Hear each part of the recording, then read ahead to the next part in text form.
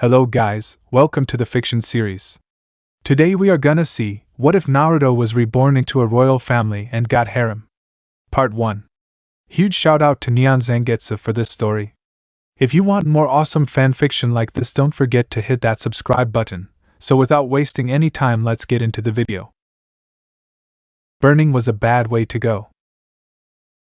In a world that was defined by seemingly never-ending wars and brief lapses of peace, you would think that the murderously minded and violently inclined would have come across some other way to off someone in a more painful way. And in truth there were, depending on your frame of reference. Failing to be saved was perhaps a close second, retching on a surgeon's table begging to be saved as your lungs filled with blood, fouled by creeping sepsis. That was what Sakura had always mused was the worst way to go, where all participants were willing for life but the creeping hand of fate pushed the body towards inevitable death. Frankly, Naruto couldn't agree. Because right now he was on fire, black flames eating into his chest cavity with roaring eagerness. Yes sir, burning was a bad way to go, and it looked like it would be how he went. Roasted alive, cooked from the inside out. It sucked, but there it was, Sasuke had gotten the drop on him. Their final battle had been a brutal thing, scarring the lands far more than it scarred their bodies. Their titanic battle avatars of Susanoo and Kurama had lasted for hours. The final conflagration of Indra's arrow and his twin Raisin shurikens had probably punched a hole in the ozone layer that would cause some problems in a few decades. Naruto would hardly be around to complain that the summers were getting too hot. He was plenty hot right now. He coughed a goblet of boiling blood from his throat, another of Sasuke's kagutoshi spiking into his lungs and licking at the fragile network of circulatory system. His bronchial network was rendered to smoldering tinder in a matter of seconds. And by the sage, the log, all the gods above and demons bellow, it hurt. It was a paradox of sensation, devilishly fast and agonizingly slow, burning him from within. Running wildfire within his form, all of his nerves screamed until they reached a din of pain that his mind couldn't take. But shock would not take it into its cold embrace to dull the pain. No, the black flames were insidious little things. Sasuke may have cast them and directed them, but the onyx plasma seemed to have a mind of its own, a mind that bore a grudge against the blonde. Truth be told, it was hard to call Naruto blonde at this point. His entire head was wreathed in black fire that roared with the wrath of a storm even as his ears melted like tallow. Despite it all, Naruto felt bizarrely serene. An inhuman pain that was growing worse as he disintegrated, but serene. He looked towards his killer, his blue eye hauntingly piercing through the midnight conflagration as his aqueous humor began to boil in their orbits, lending a hazy quality to his vision. Sasuke looked much like Naruto felt, missing an arm and a patchwork of black and blue. The last Uchiha's face was a rictus of effort and pain, lips swollen as blood dribbled down from his eyes in an effort to keep the Amaterasu going. His Rinnegan had gone inert, and was relying on his bloodshot EMS to direct the already cast Amaterasu. In fact, it was, by Naruto's own account, a beep move. He didn't hold it against him, he'd simply won their final fight. He'd given it all. Everything he had.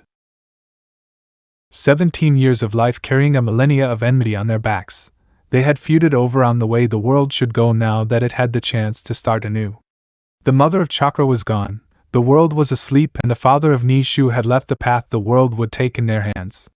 Sasuke had favored revolution, a world where all would be united in their hatred of him. Naruto had chosen resolution, offering a hand to let the shinobi try something new. It was an impasse that could not be quelled with words, so they had taken it to the oldest crucible of decision-making. Violence. Brother against brother. Ideal to ideal. They hadn't held anything back, and for the full day that they had fought they laid bare their souls to one another. Naruto had been brash, Sasuke cold. And in the end, after a final clash, Naruto had simply been a second too slow. Again, he was serene despite the fire. Because, well, he had tried his hardest and lost. Now came his reward. When one knew beyond all reasonable doubt that there was an afterlife and you went there no matter how heinous your crimes in life were, the bitter pill of death became much easier to swallow. Naruto heard a splash in front of him that coincided with another lash of pain. It seemed that the fire had finally taken one of his legs off. The splash ignited something in him, something he couldn't place. Regrets? He had a few, but they didn't weigh him down. He firmly believed his old friend would come to his senses. After all, he'd looked so shocked when his final gambit had worked. Just burn away, my only friend, Sasuke whispered, carrying over the howl and roar of black flame. One by one, Naruto's senses began to fail him, subsumed by the feeling of burning. And finally, with nothing in his heart or mind but his own abstract bemusement, he died. The nothingness that followed was something that Naruto had expected. After all, he had been left on the precipice of life and death enough to recognize the cold wind of the underworld on the back of his neck.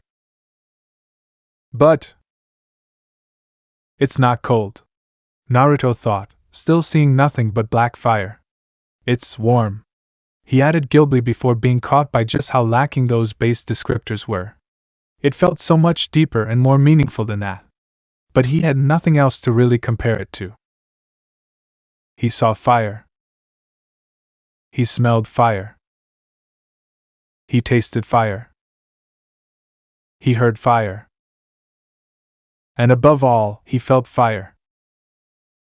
But no burning, what the hell? It was true, while Naruto was still subsumed by fire in every facet, it was robbed from the physical horror of burning. In fact, without the sensoria of his degrading physical form, it felt like nothing he had ever felt before, but was somehow strangely familiar. Naruto felt like he was caught in a riptide of liquid that was too light to be water but too heavy to be gas. A success of passing gales that struck him from all angles, passing through him as much as around him. And then, slowly, he found himself somewhere else.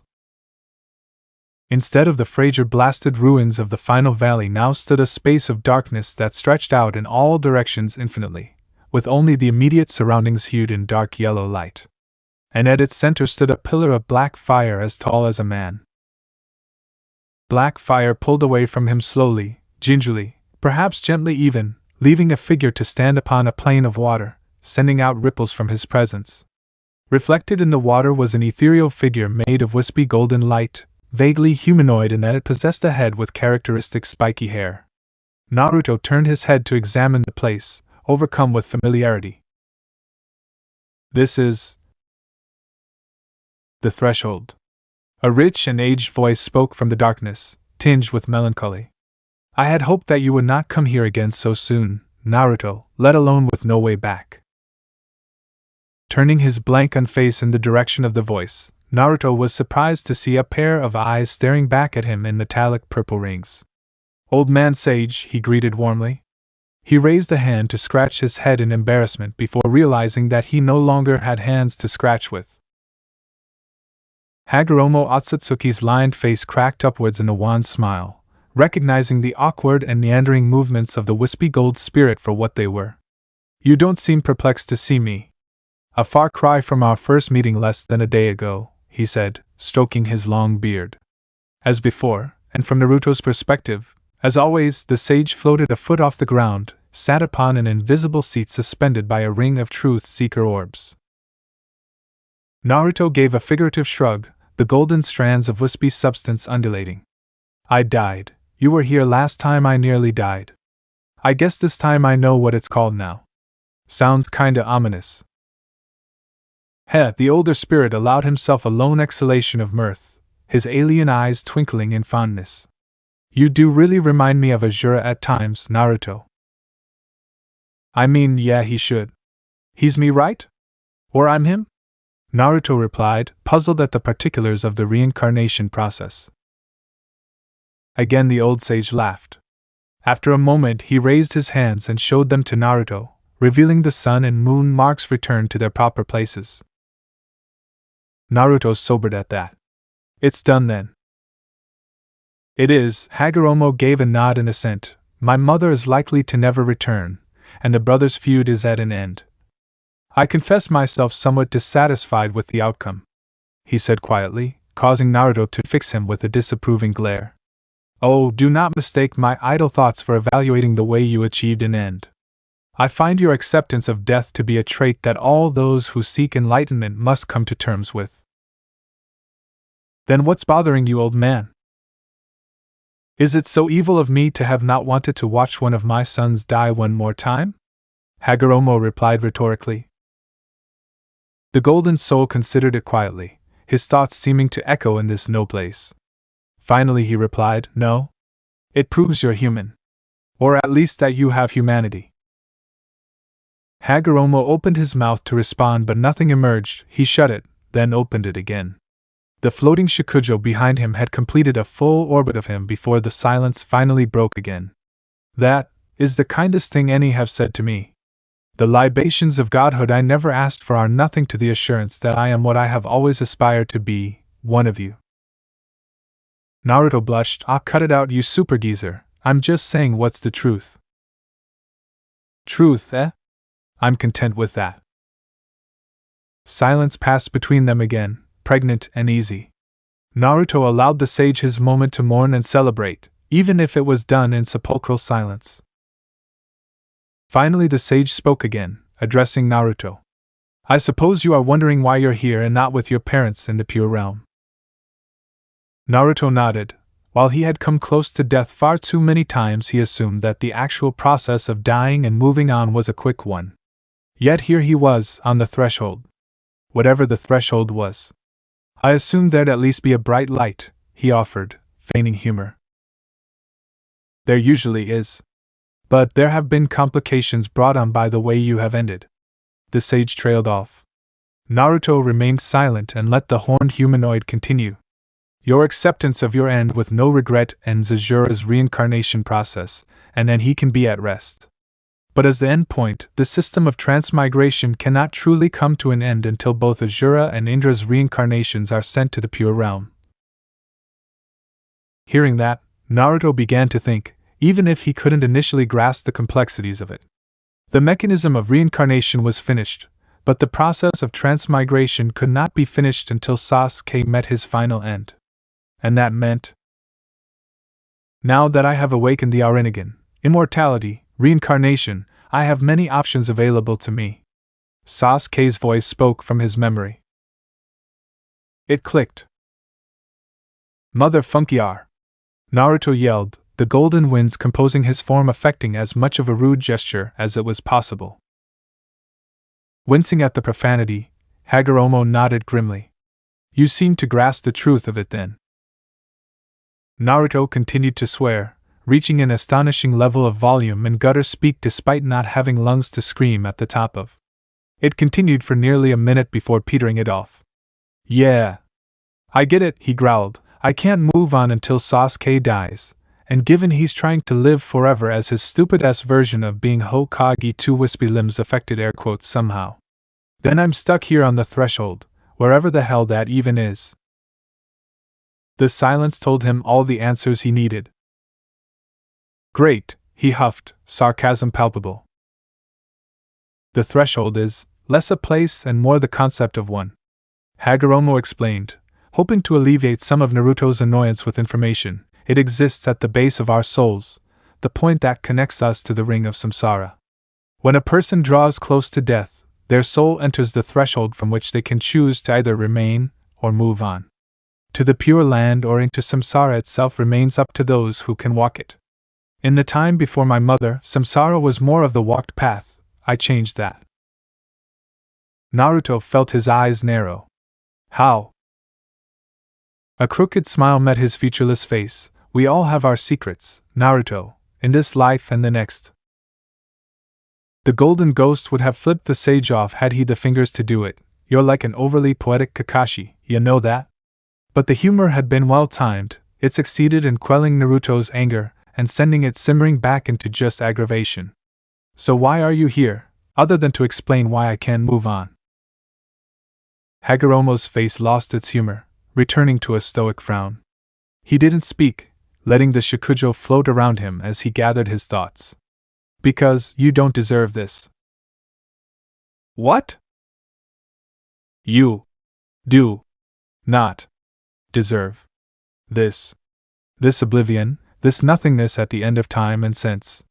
The old spirit's eyes narrowed almost dangerously. Annoyance frothed up from the crags of his face like magma spoiling to be loosed from a volcano. I have watched all of my descendants' reincarnations. All of them. Some lived better lives than you, some lived worse. But you lived as best you could and died with no regrets. Yet here you stand, chained to a nothingness of my own making with your freedom to move on or walk the path almost vindicatively barred. This will not stand. So I am here to do what I can.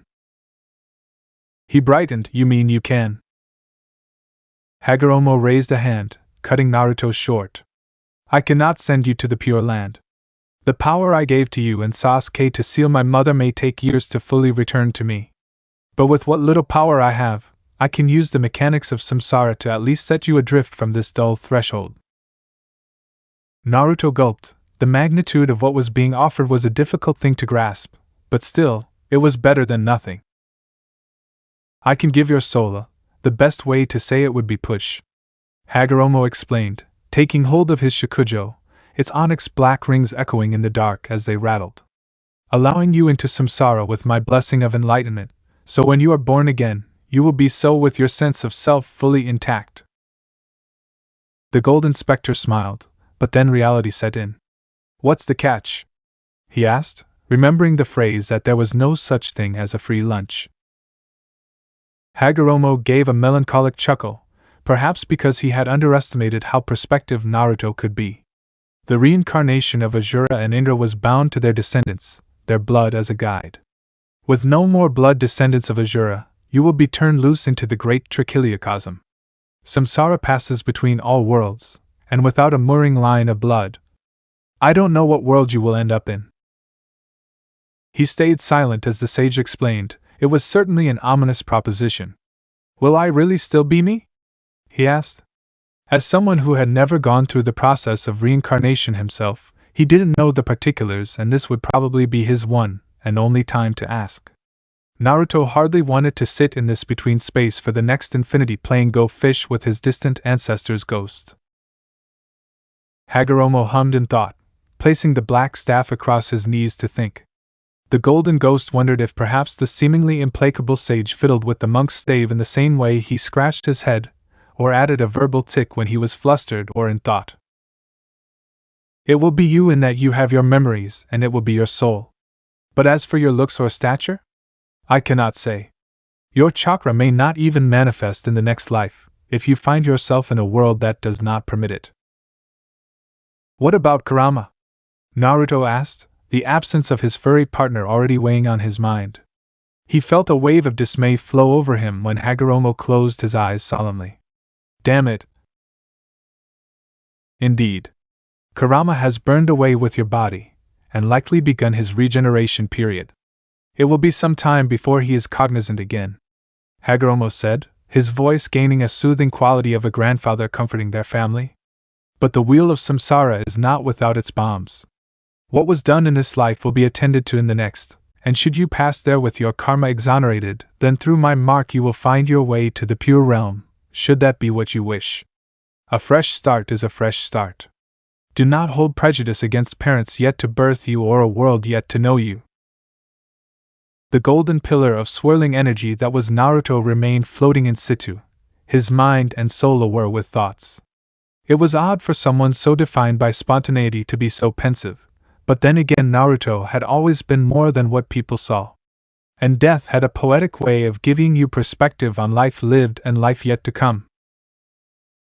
Hagoromo waited patiently, the pinpoint pupils of his Rinnegan tracing the exotic and unique patterns in the Asura transmigrant's essence. Finally, Naruto seemed to come to a decision and floated forwards to stand before the seated sage. I'll do it. Was it a trick of the light? Or did Hagoromo spot one flux of auric pattern on Naruto's faceless head take on a vulpine smirk? Raising his hands, the Otsutsuki held them apart and focused. Wisps of red and blue power began to arc from his fingertips until they caught one another, beginning to cycle in an endlessly repeating Mobius strip of red and blue before contracting in on itself until it was a single mote of light. The pinprick of shifting energy pulsed a few times before popping like a soap bubble, revealing a red sigil of concentric rings, the same mark on Hagoromo's own forehead.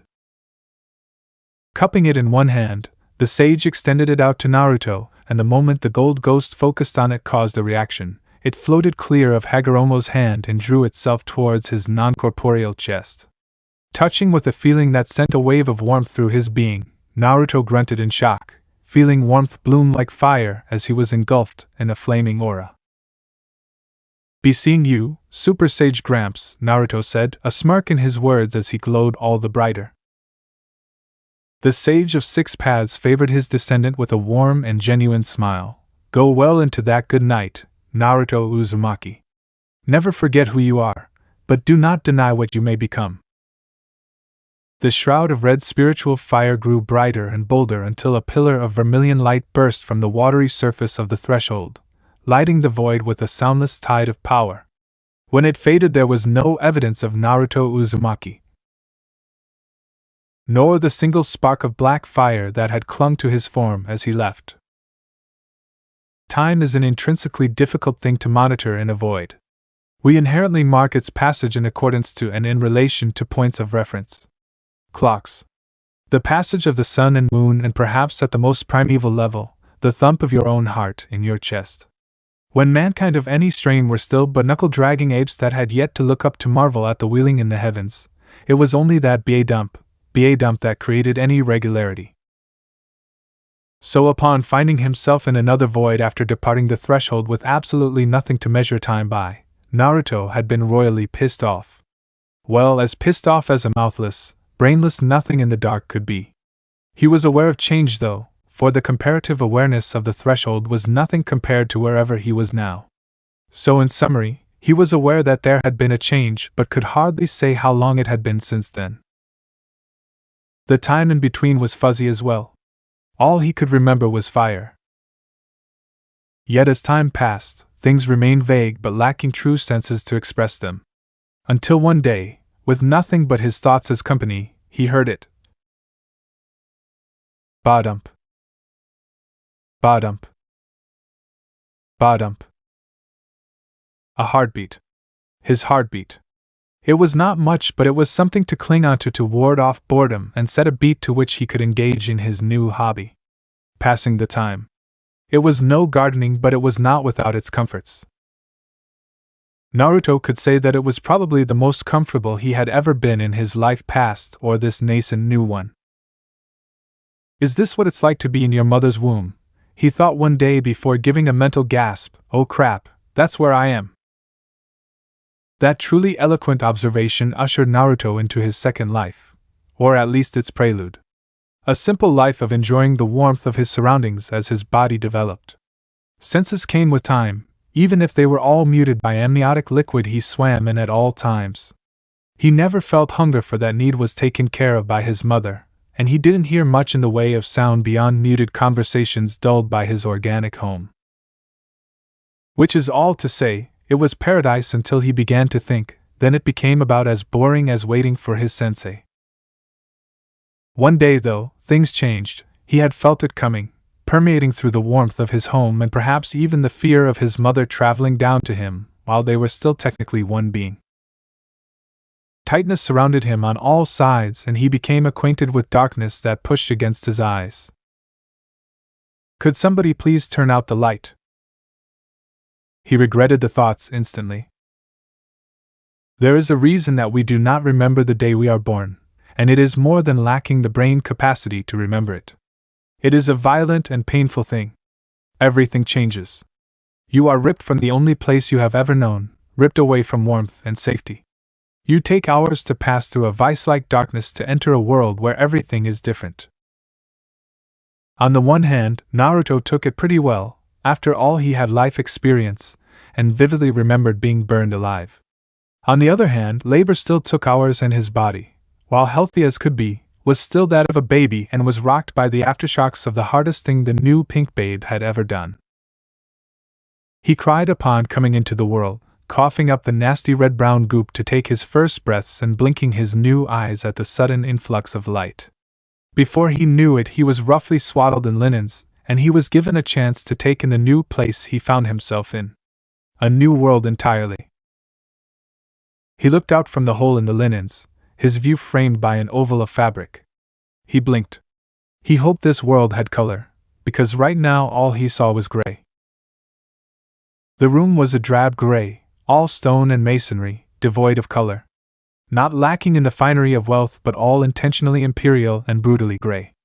Despite that it was not without its creature comforts, a large cracking fire flickered at the end of the room, sending a wash of orange light that banished the feeling of cold that permeated the masonry. Several people moved within the room, jostling to get a look at the newborn, none seeming to notice that the fire itself had grown, almost as if it marked the birth of this new child. "Let me see him," a woman's hoarse voice cut across the burble of people, all stilling and turning to look at the speaker. "Let me see my son." Naruto's ears perked up, trying to turn his head, but was galled to find that he was, alas, a baby, and could only get a look at the middle-aged woman in gray who held him. Not his mother, he knew instantly, even if he didn't yet know what features to look for. "But your grace," the king, the veiled woman in gray murmured, "he needs to know if his child is truly a son."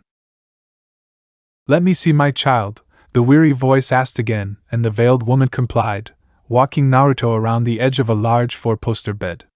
He adjusted him in her arms, and Naruto was able to peek out at his new mother with curious violet eyes. What he saw surprised him. A weary woman, more a girl, really tired and pale, with bright eyes and red hair. She was sat in the center of the bed, propped up by a small mountain of pillows. Her hair stuck to her forehead through sheets of sweat that made the white nightdress she wore stick to her like a second skin. The bottom of it, like the bed sheets he had been birthed onto, were splattered with blood. The woman, his mother, didn't care, she had eyes only for him. Taking a hold of the bundle of cloth, she brought him close and looked down into his new violet eyes and began to coo. "It's a boy," she whispered, checking him. "It's a boy," she said, stronger this time, her face coming alive with a strength that made her look like she could take on the world. She swayed with exhaustion and collapsed back onto her pillows, but kept him gently to her breast, swaying him slightly as she heaved breaths to alleviate the weariness of her body. She looked down at him again and tilted her head to the side, staring into his violet eyes, like twin stars cut from a fiery amethyst. "Hello, Aegon," she greeted, and Naruto gave a cherubim smile in response. She held his gaze for some time before looking away to the corner of the room. "Come and see your son, my king." King? Naruto thought. Someone stepped out of the shadows in the corner of the room, revealing himself in the light of the hearth. His steps were initially stilted and weary, as if they were too afraid to take in what they were seeing. That changed when their eyes on Naruto, increasing his stride to stand at his mother's bedside. He was a relatively tall man with a broad and round face with long silver hair that trailed freely down his back. He wore a quilted black jerkin made of fine fabrics inset with red thread and matching breeches and boots. He stared at Naruto, blinking owlishly like he could not believe the sight before him until finally he returned to reality. "Let me see him," he said softly, gaining strength in his voice as he extended his hands to grab for the bundle of cloth. "Let me see him." His mother reluctantly held on to him for a few seconds before realization seemed to dawn her, and she delicately handed Naruto to his new father. While it was not a snatch, the silver-haired man clutched the babe to his chest as reverently as his mother had done, hunching his shoulders to create a cocoon of protection. "My son!" Naruto looked up into the face of his father and truly took in the details of his face. He was haggard-looking, and Naruto initially thought he was in his late 50s, but some sixth sense told him that it was not right. There was still the bandiness of youth to the king, but the lines on his face and thinning of his hairline spoke of being prematurely aged by stress. Not that Naruto could blame him. The moment he had learned that the third Hokage had barely been 70 when he died had told Naruto that ruling was something that sapped the vitality of even the most virile. But whatever evils of ruling or this new world Naruto suddenly found himself a prince in, and what a novel thought that was, he could still see a glitter of something in those violet eyes that he shared with the king. Goodness. A rare commodity indeed. Aegon. His name shall be Aegon II. the king said, his temples creased with exhaustion that seemed more extreme than his apparent wife. By the old gods and the new, I have a son!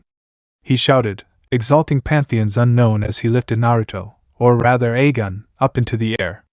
The dozen-strong cortege of menials, midwives and medical men around gawped at the sight as if he was some kind of celestial being. An impossibility that made even the tired and weary king dance. Viserys, please be gentle with him. Naruto's mother chided with worry, and Naruto gave a wordless burble of annoyance. He hardly wanted to be rendered shook seconds after he was born. What an ignominious end that would be. Exonerated karma his ass. The king dropped him. It had been an accident. A sheer and pure misstep caused when Viserys had turned too sharply and overestimated his grip on his son as he made to return him to his mother's arms. But he was just a step too distant from the bed, and the floor was coming up so awfully quickly. And my goodness if it didn't look very hard. Naruto cried out, a yip of concerned noise flying from his new throat. Are you kidding me?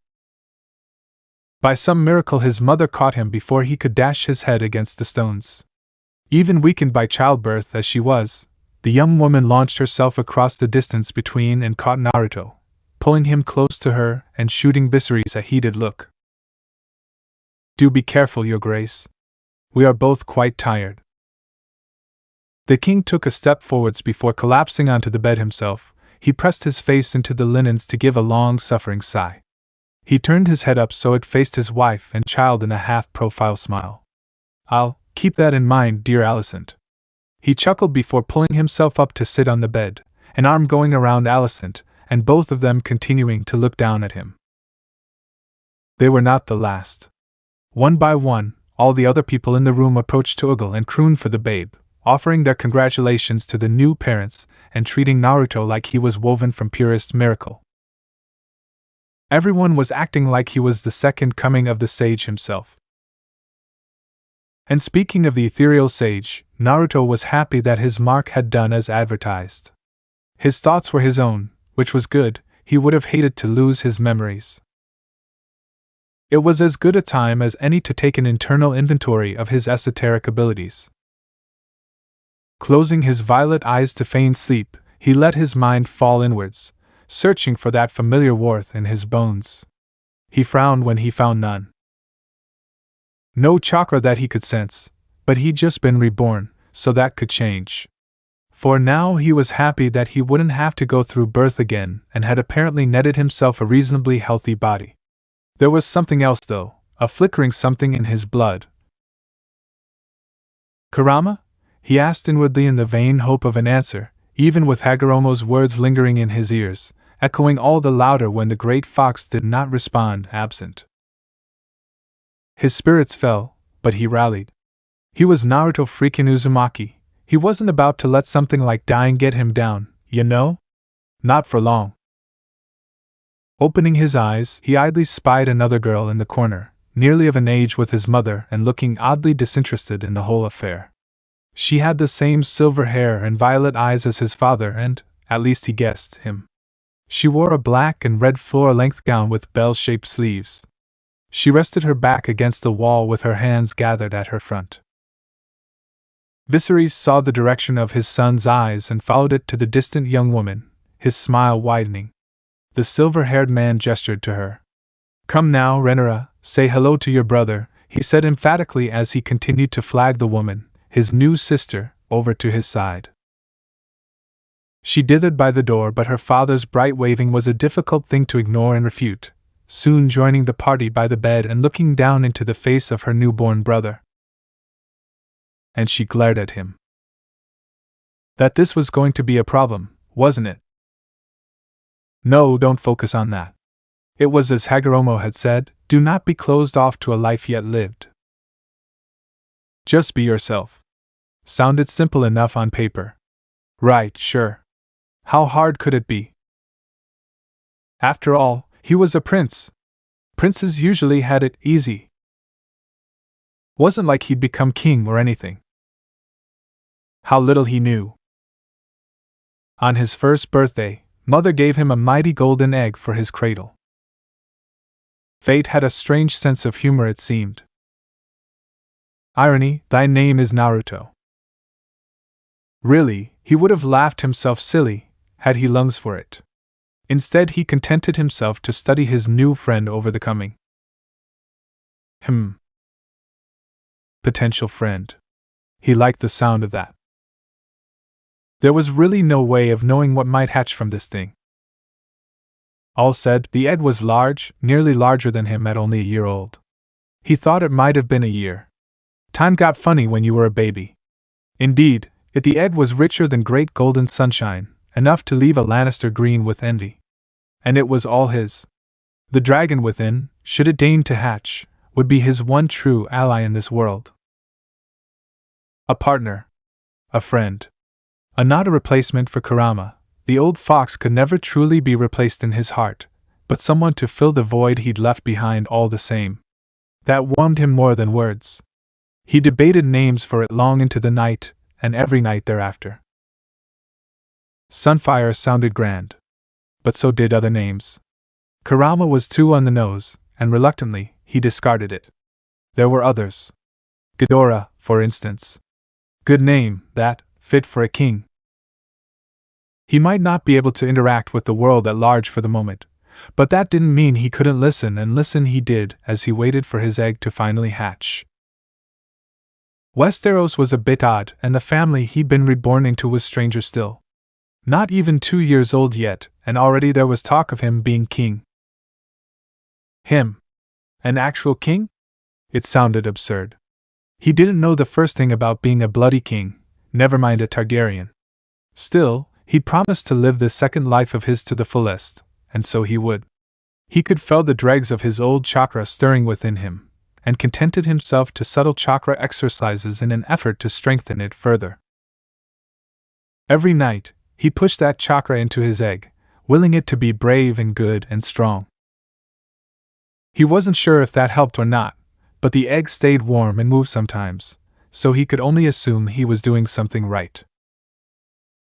The one known as Rhaenyra, his half-sister apparently, came to visit him on occasion. That one seldom said anything. She would just call at him. One day, she finally spoke. "Why do you exist?" That was the question, wasn't it? She had such a nice voice and face, yet she seemed so angry, so hurt by his very existence. He couldn't understand why. He wanted to help her. But when he reached up to pat her arm, that seemed to shock her terribly, so much so that she fled and didn't visit again for some time. Girls. Just as confusing here as they were back home. She was going to be a problem, was she? His mother, Allison, tried to be nice to her, really she did, but it never seemed to work out the way she wanted. He was beginning to think there was bad blood between those two. She, too, seemed strangely sad. Blast it all, he was going to have his work cut out for him in this world. As for his father, well, the jury was still out on that one. Viserys seemed nice and all, but he hardly paid any attention to him, which seemed to upset Mom even more. Problems upon problems. Unfortunately, there was nothing he could do about any of this just yet. He had no strength, his body wouldn't obey the way he wanted it to, and the language of this world eluded him. A fortnight later, he had a new conundrum to deal with. His egg hatched in the dead of night. Naruto didn't see it happen himself. He simply awoke one morning to find a golden hatchling nestled atop his chest for warmth. Said dragon had 3 heads. Each remained mounted onto a stocky little body on a trio of separate slender necks, each of whom were watching him intently as he awoke, waiting for him to make a move. Right, best be careful. He could hardly defend himself if this thing decided to eat him. Most would have been shocked. Repulsed even by such a clearly deformed dragon. And he was, shocked that is, but only for a moment. Warily, he pawed at the hatchling's right wing. One of the 3 heads looked that way, while the other 2 remained firmly fixated upon him. Waving a clumsy finger, he found himself fascinated as the hatchling followed him, never once losing track of his arm. All in all, it rather reminded him of a mad blend between a snake and a lizard. like a hydra with wings. Unusual, but the wee beastie didn't seem to bear him any ill will.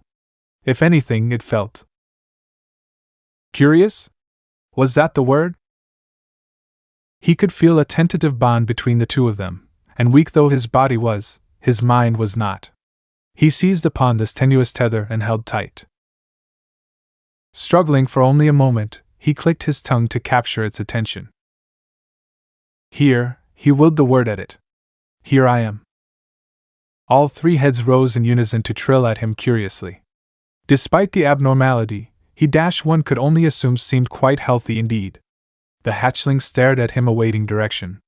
He couldn't speak reliably given that he was only a year old, but his pudgy little arms obeyed him 7 times out of 10.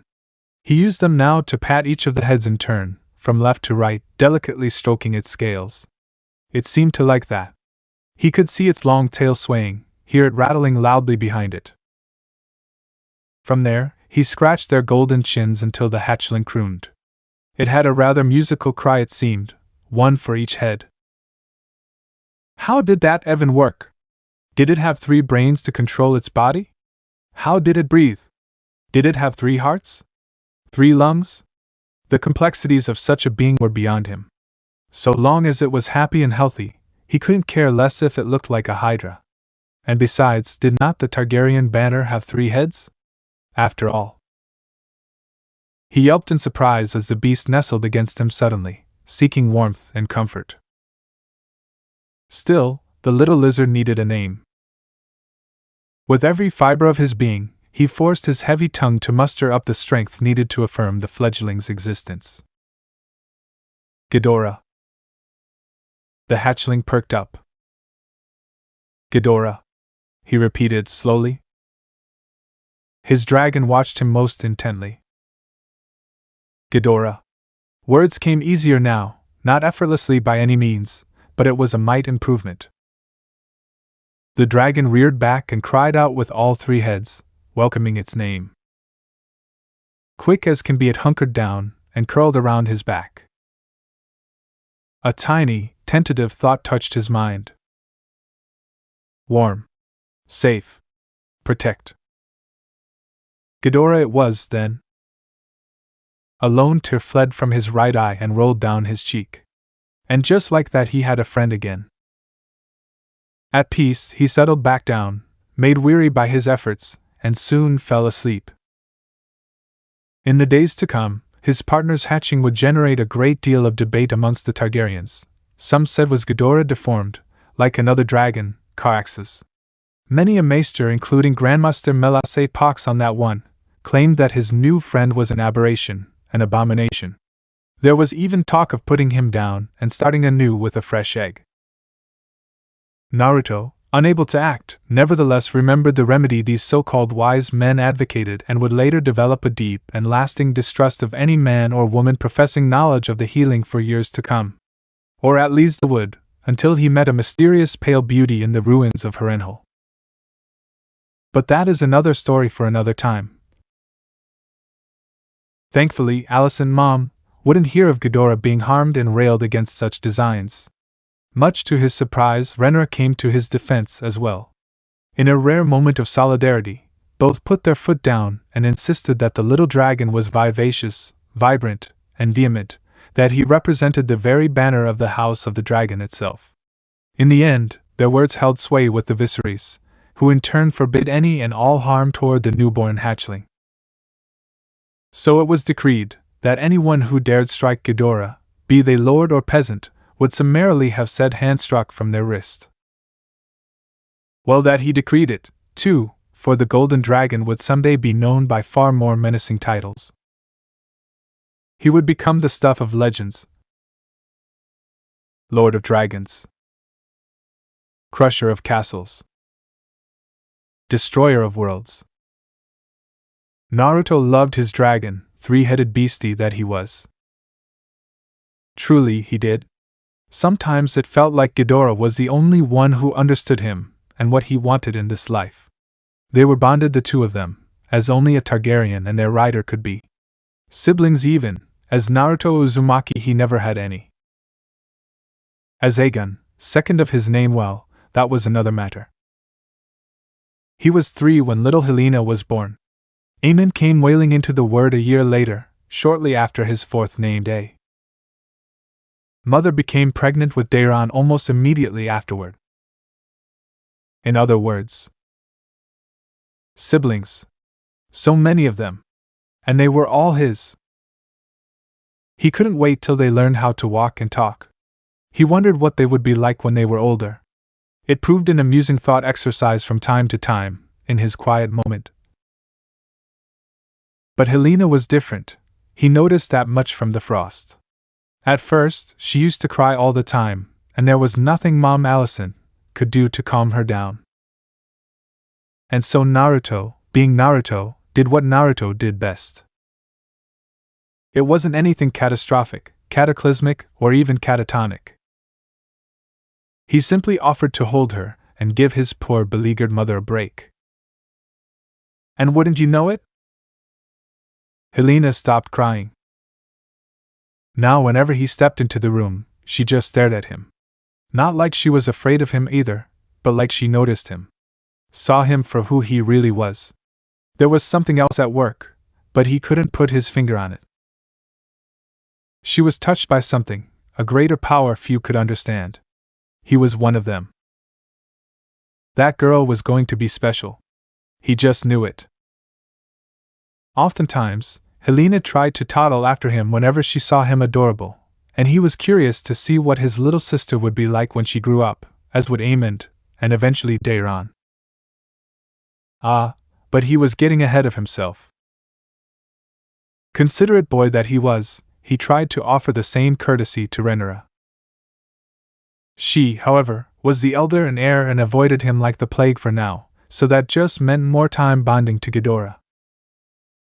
Less work for him, more learning how to train your dragon, you know? But then, well, things began to change. When life called to him, he answered. Viserys sat in his study staring into the fiery hearth. The flames almost seemed to mock him, writhing and twisting like a thing alive, yet try as he might, he could find no meaning in them. And so his thoughts strayed elsewhere, to another subject, as they had for the better part of today now. The dragon Ghidorah had 3 heads, just as their banner. A dragon with 3 heads, it seemed preposterous. Something that mutated should not be able to live, much less even come into the world. It was far more deformed than Carax's, and that was saying something. Even the legendary Blood Wirm himself was not so twisted as this. And yet, Ghidorah did so resemble their banner. He wasn't the only one to take notice. Otto wouldn't shut up about it. The king found himself somewhat conflicted as a result. Was this part of the prophecy? Aegon's dream? He could be sure, and it frightened him. The dragon was roughly 5 years old, but it was much more of an anomaly than even the others of his kind. Already he rivaled some of the older beasts within the dragon pit, and what was more frightening was the fact that sometimes when Ghidorah was laying down, you could almost watch Rayleigh though as he physically grew in size. It was near madness-inducing, and the beast still had many years to continue to grow, and he would surely come to one day rival Vhagar in sheer bulk, to say nothing of Balerion. Now the Black Dread was a different beast altogether, but Ghidorah might one day become a beast that overshadowed even his shadow. And don't even get him started on the dragon itself. Unusually stubborn despite its youth, Ghidorah refused to take refuge inside the dragon pit with the other dragons. It never ate the livestock offered, rather it went hunting for its own meals and returned to its master's side like an obedient hound coming from the hunt. The golden dragon answered to none except his boy, hewed to his side with utmost loyalty and dignity, and would always give all the heads would. It was almost annoying how much he had to remind himself of the dragon's deformity, give warning hisses and rear back whenever someone he didn't like came near. That wasn't to mention the tail. The damn thing was like a mix of a rattle from a desert snake and a spike club, and he damn sure enjoyed shaking the damn thing like a toy at those who he scared with an almost deplorable sense of humor. Viserys glanced down at the paper in his hand. It held the latest measurements of the dragons in their care that were able to be ridden into battle, most of them anyways. Some like Dreamfire, and her hatchlings spat fire before following orders. Squinting at it, he once more retraced the measurements in his mind. Ghidorah 60 meters, 196 feet, in length, wingspan of 68 meters, 223 feet, 19 meters, 62 feet, in height. Syrax 53 meters, 173 feet, in length, wingspan of 59 meters, 193 feet, 13 meters, 42 feet, in height. Sea Smoke 53 meters, 173 feet, in length, wingspan of 62 meters, 203 feet, 11 meters, 36 feet, in height. Caraxes 75 meters, 246 feet, wingspan of 80 meters, 262 feet, 28 meters, 91 feet. Meals 72 meters, 236, in length, wingspan of 78 meters, 255 feet, 24 meters, 78 feet, in height. Vermithor 83 meters, 272 feet, in length, wingspan of 120 meters, 393 feet, 30 meters, 98 feet, in height. Silverwing 80 meters, 262 feet, in length, wingspan of 92 meters, 301 feet, 26, 85 feet, in height. Vagor 90 meters, 295 feet, in length, wingspan of 150 meters, 492 feet, height of 38 meters, 124 feet. And the numbers, while possibly inconsistent with actual data from eyewitness testimony, could also be under false pretense. It also made him think back to the final measurement taken by the maesters the day Beleriand perished. Recorded for history, they'd stated. Paraded the death of an animal like a miracle, more like. And although dead, Beleriand was a much different beast than all of them together. His former and only mount was a staggering 150 meters, 492 feet, in length with a wingspan that measured around 167 meters, 550 feet, wide. His skull alone was 15 meters, 45 feet, in length, 8 meters, 24 feet, tall, and about 7 meters, 21 feet, in width. Should his son's dragon ever grown to rival that behemoth? Gods help their enemies. Because the dragon certainly wouldn't. Come on now, you can do it! Ghidorah made noise trapped somewhere between a snort and a snarl and looked away with all three heads, wings tucked low over his majestic body. Naruto clicked his tongue.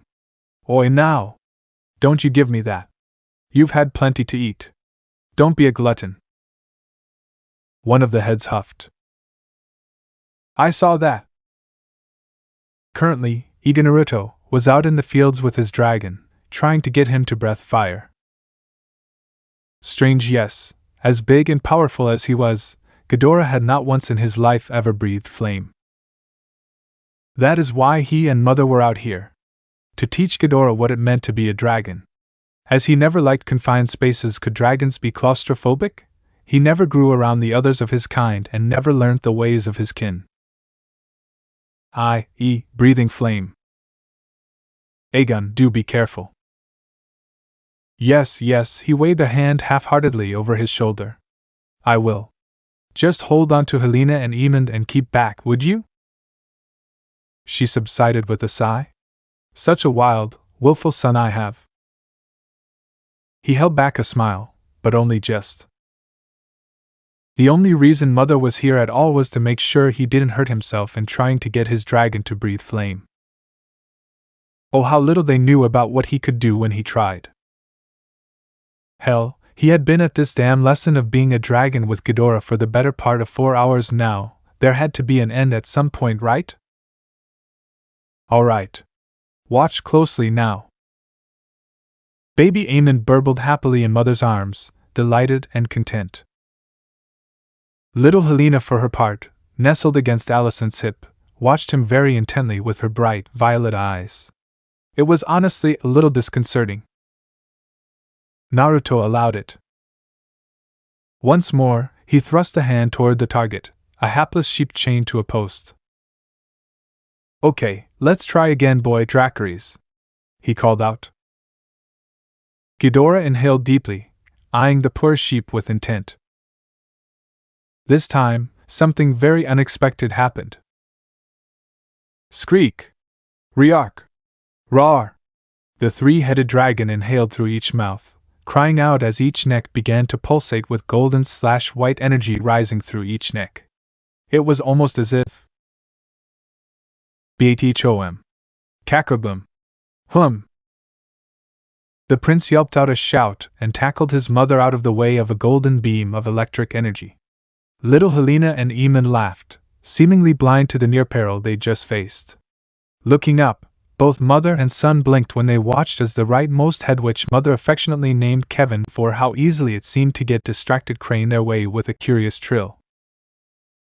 That a boy? Or boys, I guess. He spread his arms wide with a laugh. Come you three. Ghidorah needn't be told twice. His dragon all but charged into him, each head nudging his chest as he grinned. Funnily enough, Father called each head a stooge, and so they were effectively dubbed the three-stooge-headed dragon by some of his more lovable family members. Naruto simply called him his name Ghidorah. If only he knew some of the more prominent names his dear friend would earn in the upcoming years, he'd call him something very different. But looking at the dragon, he immediately saw the unique thing about Ghidorah that had set him apart from other dragons in this day and age. And what an amazing discovery it was. For him at least. Ghidorah breathed lightning, not fire. Bloody. Awesome. Rhaenyra rather disagreed. She'd seen the sight from Dragaback. It was hard to miss an event of such an explosive nature, and seeing it only served to further solidify her own concerns. Ghidorah was a danger. She had argued for his survival, not wanting to part even her own half-brother from his egg, but now she almost wondered if she should have, for seeing the great golden beast up close only served as a reminder of her own steed's lack of stature. Aegon would surely begin riding this behemoth soon. And then what? She shuddered to think of it. Father would not replace her with him, surely. Surely not, right? Irritated by her own fear as much as her anger, the princess wound the reins of her loyal mount tight to her fist. And then, when the moment was right, she swooped. Syrax had grown rather adept at swooping these days, a testament to her own relentless riding and training. She did not simply lurch downward, no, she dove and landed with incredible force. So she expected her brother to at least flinch when she came crashing down out of the sky like a falling star. He did not. Nor did Ghidorah, for that matter. For her part, Alicent jumped and her little ones with her, but the young dragon preened curiously, with all three of its heads, intrigued by Syrax, who in turn hooted a greeting of her own. Alicent flicked a reproachful glare her way, one she subsequently ignored as she stalked toward the object of her ire. Credit where it was due, Aegon didn't flinch. He had a book of some sort in his hands, and was writing into it. A dragon journal, perhaps? Or was he merely recording his own observations? He was muttering to himself about something, right up until she coughed into a fist. Even then, he didn't deign to look up at her.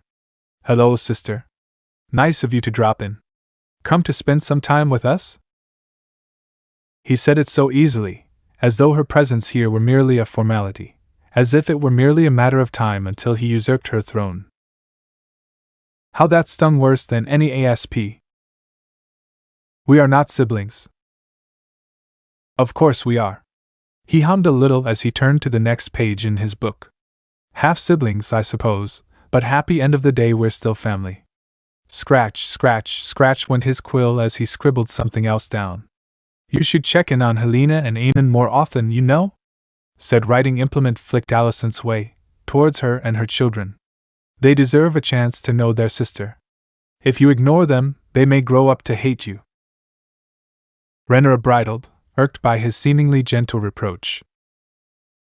Perhaps he was right, but she didn't want to admit that he had a point. Unwilling to lose the initiative, she planted a fist on her hip and glowered at him. That is not why I have come. A pity. Young Aegon switched over to High Valyrian with a low drawl, surprising her. Then what brings you here? I'm afraid we don't have enough sheep to go around and Ghidorah is rather hungry. Clever little shit. Fine. Two could play that game. I saw that explosion of light from afar and was made curious. She replied fluently in the same language, drawing a fretful look from Alicent as the latter glanced anxiously between the two of them. It seems your dragon is a rare breed after all. Heh. Here at last, a rare boyish grin tugged at his pale face. He's the best, isn't he? Ghidorah made a pleased noise in the background, mightily proud. Rhaenyra lifted her chin. Syrax would disagree. He smirked. Agreed to disagree, then? Truly, her half-brother was an enigma. He baffled her completely. Utterly. She had heard tell of prodigies before, of those who were wise beyond their years, and grew up faster mentally than they did physically. Perhaps this was such a case? Aegon was of very nearly 5, yet he behaved as though he were more than thrice his age. She crossed both arms before her bosom. You're awfully well-spoken for a child. Aegon closed his book. You have no idea. Rhaenyra huffed. She wasn't blind to the machinations of the small council either. If Otto Hightower had his way, she would be betrothed to this boy. Preposterous. She was more than 10 years his senior. And yet, despite the disparity in their ages, or perhaps, in spite of it, Aegon remained undaunted. Rhaenyra squinted at him. What do you want? Aegon shrugged a shoulder. Faith, love, and happiness? Ghidorah crooned behind him, or at least one of its heads did. The other two were busy tearing into a sheep.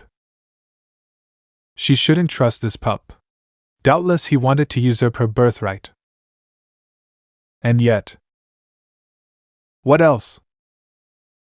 His face lit up. A moment of your time, nothing more. Alicent loved her son. She hadn't thought she would, but he was good. No, perhaps that wasn't the right word for it. Not so much good as pure. Better than she had expected him to be, given the relative absence of his Viserys in his life. Yet despite that, Aegon was strong and gentle and kind in a way she hadn't expected him to be. He showed great promise for a boy nearly upon his 10th name day. He proved understanding and soft-spoken, diligent in his studies, keen to keep an eye on his siblings. Helena was well. Helena, there could be no predicting her behavior these days, but Aemon clearly adored his big brother, and although she was considering sending young Daeron to be fostered in Old Town, she knew the two of them would also become fast friends given time. Yes, Aegon was everything an older brother should be. Against all odds, he was also wrangling Rhaenyra. Truth be told, Alicent felt more than a touch guilty describing her cherished childhood companion as some surly dragon to be tamed, but that was the only way she could think to phrase her attitude these days. She loved Rhaenyra, truly she did, but she was the blood of the dragon, restless and chaotic, ever defiant of the path set out for her, refusing to be corralled or controlled. In spite of all her father's efforts, she disdained the idea of marriage and child-rearing in their entirety, preferring solitude more often than not.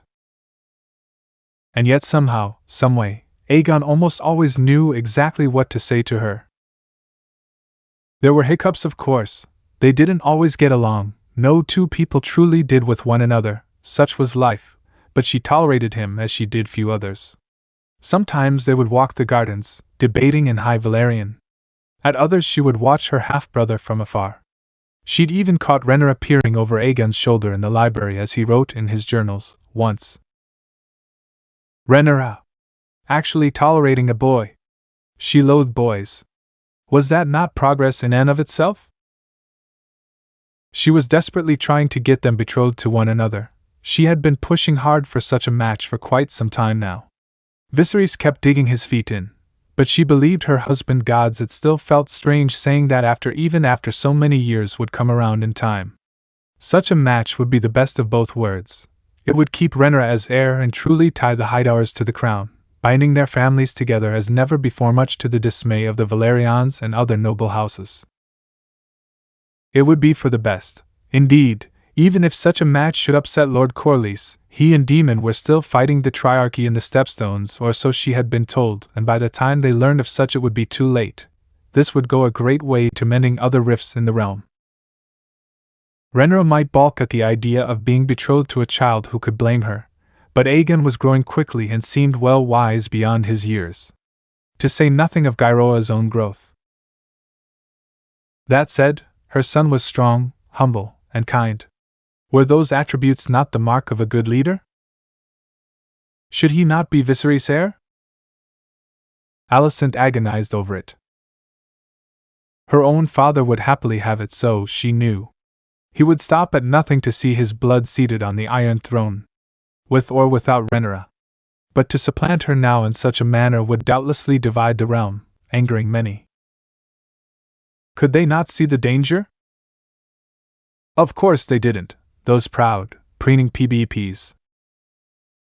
Why did it feel as though she were the only one trying to hold this realm together sometimes? As though she were the only one who truly cared for her family. Speaking of which, an awful thought occurred to her. Alicent looked about the nursery, idly bouncing little Daeron on her lap, only to realize her other sons were nowhere to be seen. That was never a good sign. She heard Ghidorah roar in the distance, a low and trilling call that rang out over the city to reach her ears. Very much not a good sign. Looking to Helena, she raised her voice ever so slightly. "Where is your brother?" Her only daughter did not look up from her insect collection. With Aemond. A non-answer if ever she heard one. "And where is Aemond?" Helena shrugged half-heartedly. Gods be good. Why did her girl have to be so difficult? She supposed she knew the answer. It was no secret that Helena had been born different. She was not simple, not quite, but oftentimes she did and said the strangest things. The maesters had been quick to assure her that the girl was physically healthy, no extra fingers or toes or any such thing, but her mind was another matter. Alicent knew her child would grow up to be a raving beauty someday. Men and maybe a few women all over the 7 kingdoms would happily fight one another merely to spend a few minutes with her dear darling girl. Sometimes she wept for her, for the bright shining star she might have been. Even so, she felt she must at least try, for the girl's sake. "Aren't you at all concerned for my brothers?" Here at last, Helena lifted her head and stared at her blankly for a long moment. Blank violet eyes sought hers as she tilted her head. "Aegon is not my brother." There was no anger in her words, only simple fact. Alicent balked at them all the same, voice rising in reproach. "Helena!" "He isn't," her daughter repeated ever so softly. "Not really. Not like Aemond and Daeron. He's different." Oh dear. Not this nonsense. She had thought Helena was well past this phase. Handing her youngest off to a maid, she crouched down before her daughter. For her part, Helena went back to her bug collection, idly allowing a long millipede to crawl over her hands. She appeared to have forgotten all about her once more. That suited her just fine. She didn't think she could bear to look her in the eye right now. "Aegon is your brother," she spoke firmly. "He loves you. Cherishes you." "I know." Helena laid one hand under the other, allowing her millipede to climb down the length of her arm, where she gently guided it back into his box. "And I love him, too. But I cannot see him." Frustration mounted deep within her. Riddles upon riddles. What in the 7 hells did she mean by that?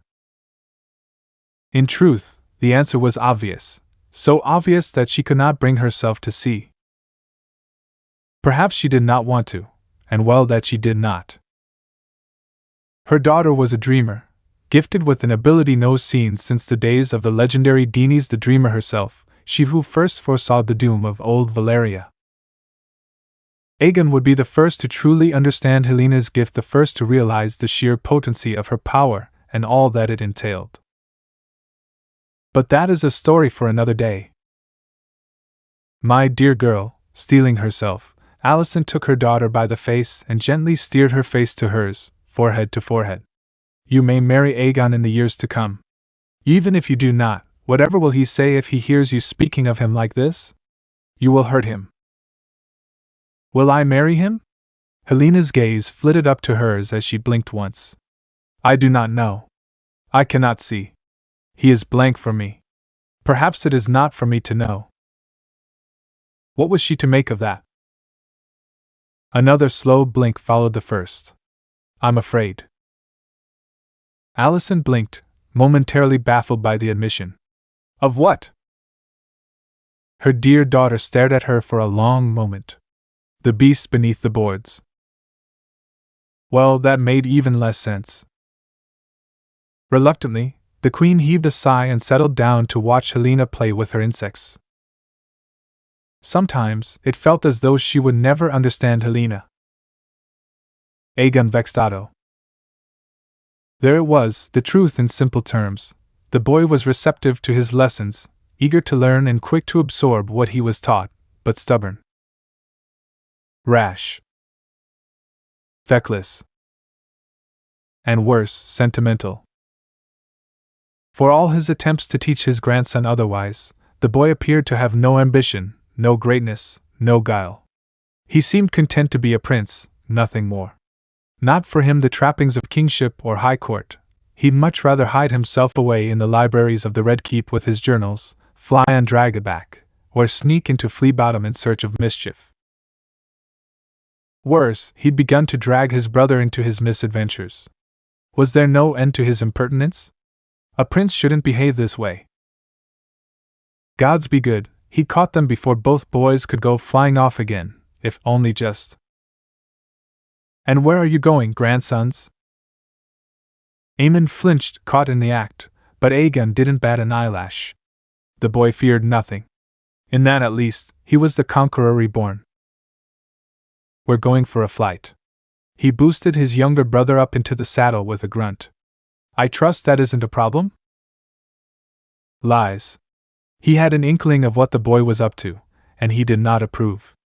Your mother is looking for you. She knows where to find me. He gripped the harness and swung himself up into it. You'll tell her, I'm sure. I'm busy. Otto sighed. Grandon, please, enough of this foolishness. The prince blew out a sigh. I said I'm busy, grandfather. As though to echo those very words, a mighty shadow loomed over Otto with a low screech. He faltered. Just for a second. A moment. More than enough. Today was one of the rare instances in which Ghidorah deigned to visit the dragon pit. The beast would soon rival Vhagar at this rate, and for once, he seemed content to allow Aemond along with his master. It was rare for a dragon to tolerate the presence of another rider, but the three-headed beast had ever proven himself an exception to most of the traditional rules regarding rearing his kind. You should be happy, grandfather. Aegon beamed down at him. I always wanted siblings. Now I have plenty of brothers and sisters. Yet you are not the heir. He snapped at him. While you waste your time on these frivolities, Rhaenyra outpaces you. With each passing year she wins more and more nobles to her side, a lie, but Aegon needn't know that, so long as he felt his claim threatened, and your chances of taking the Iron Throne are lessened. Aemond and Aegon exchanged a glance. The latter shrugged. What of it? Otto made an aggravated noise. Trifling pup. Aegon craned his neck. Pup am I? Errors were made and they were his. Otto blanched. The hand of the king realized his mistake too late. Not so the dragon. Ghidorah sensed his master's ire and took immediate offense. In an instant all three heads were facing Otto, lips peeled back to snarl, at first butted their snout against his chest, knocking him onto his hindquarters. A second snapped at him, nearly taking his leg where he lay and drawing an undignified yelp from him. Not satisfied with that, the third spat sparks at his feet, forcing him to crawl backward like a drunken crab to avoid being roasted where he stood. Aegon offered a mocking bow atop his saddle. Have a pleasant day, grandfather, and know your place. Alicent's son didn't give him the chance to get another word in. Ghidorah took flight. You're mad, Ulf. Nonsense. The man in question slammed down a fresh tankard of ale. I saw it myself. His mates didn't believe him, of course. No one did. Ulf the White, they called him. Ulf the Soused, more like. He wasn't stupid. However, that didn't stop him from telling his story. Now you see, lads, Ghidorah ain't like them typical dragons, what with him having 3 heads. Course he ain't normal, Ulf. One of his friends quaffed their own drink, and belched. You seen his rider? That Aegon's not right in the head. Not right in the head. Course he wasn't. No true Targaryen ever was. Oh, I'll not have you talking poorly about my nephew. Supposed nephew. Another corrected him. If you're really a Targaryen. His pride pricked at the insinuation. He was in air just the other day. Bought me a drink and everything. Said he was gonna bring me to the palace, too, first chance he got.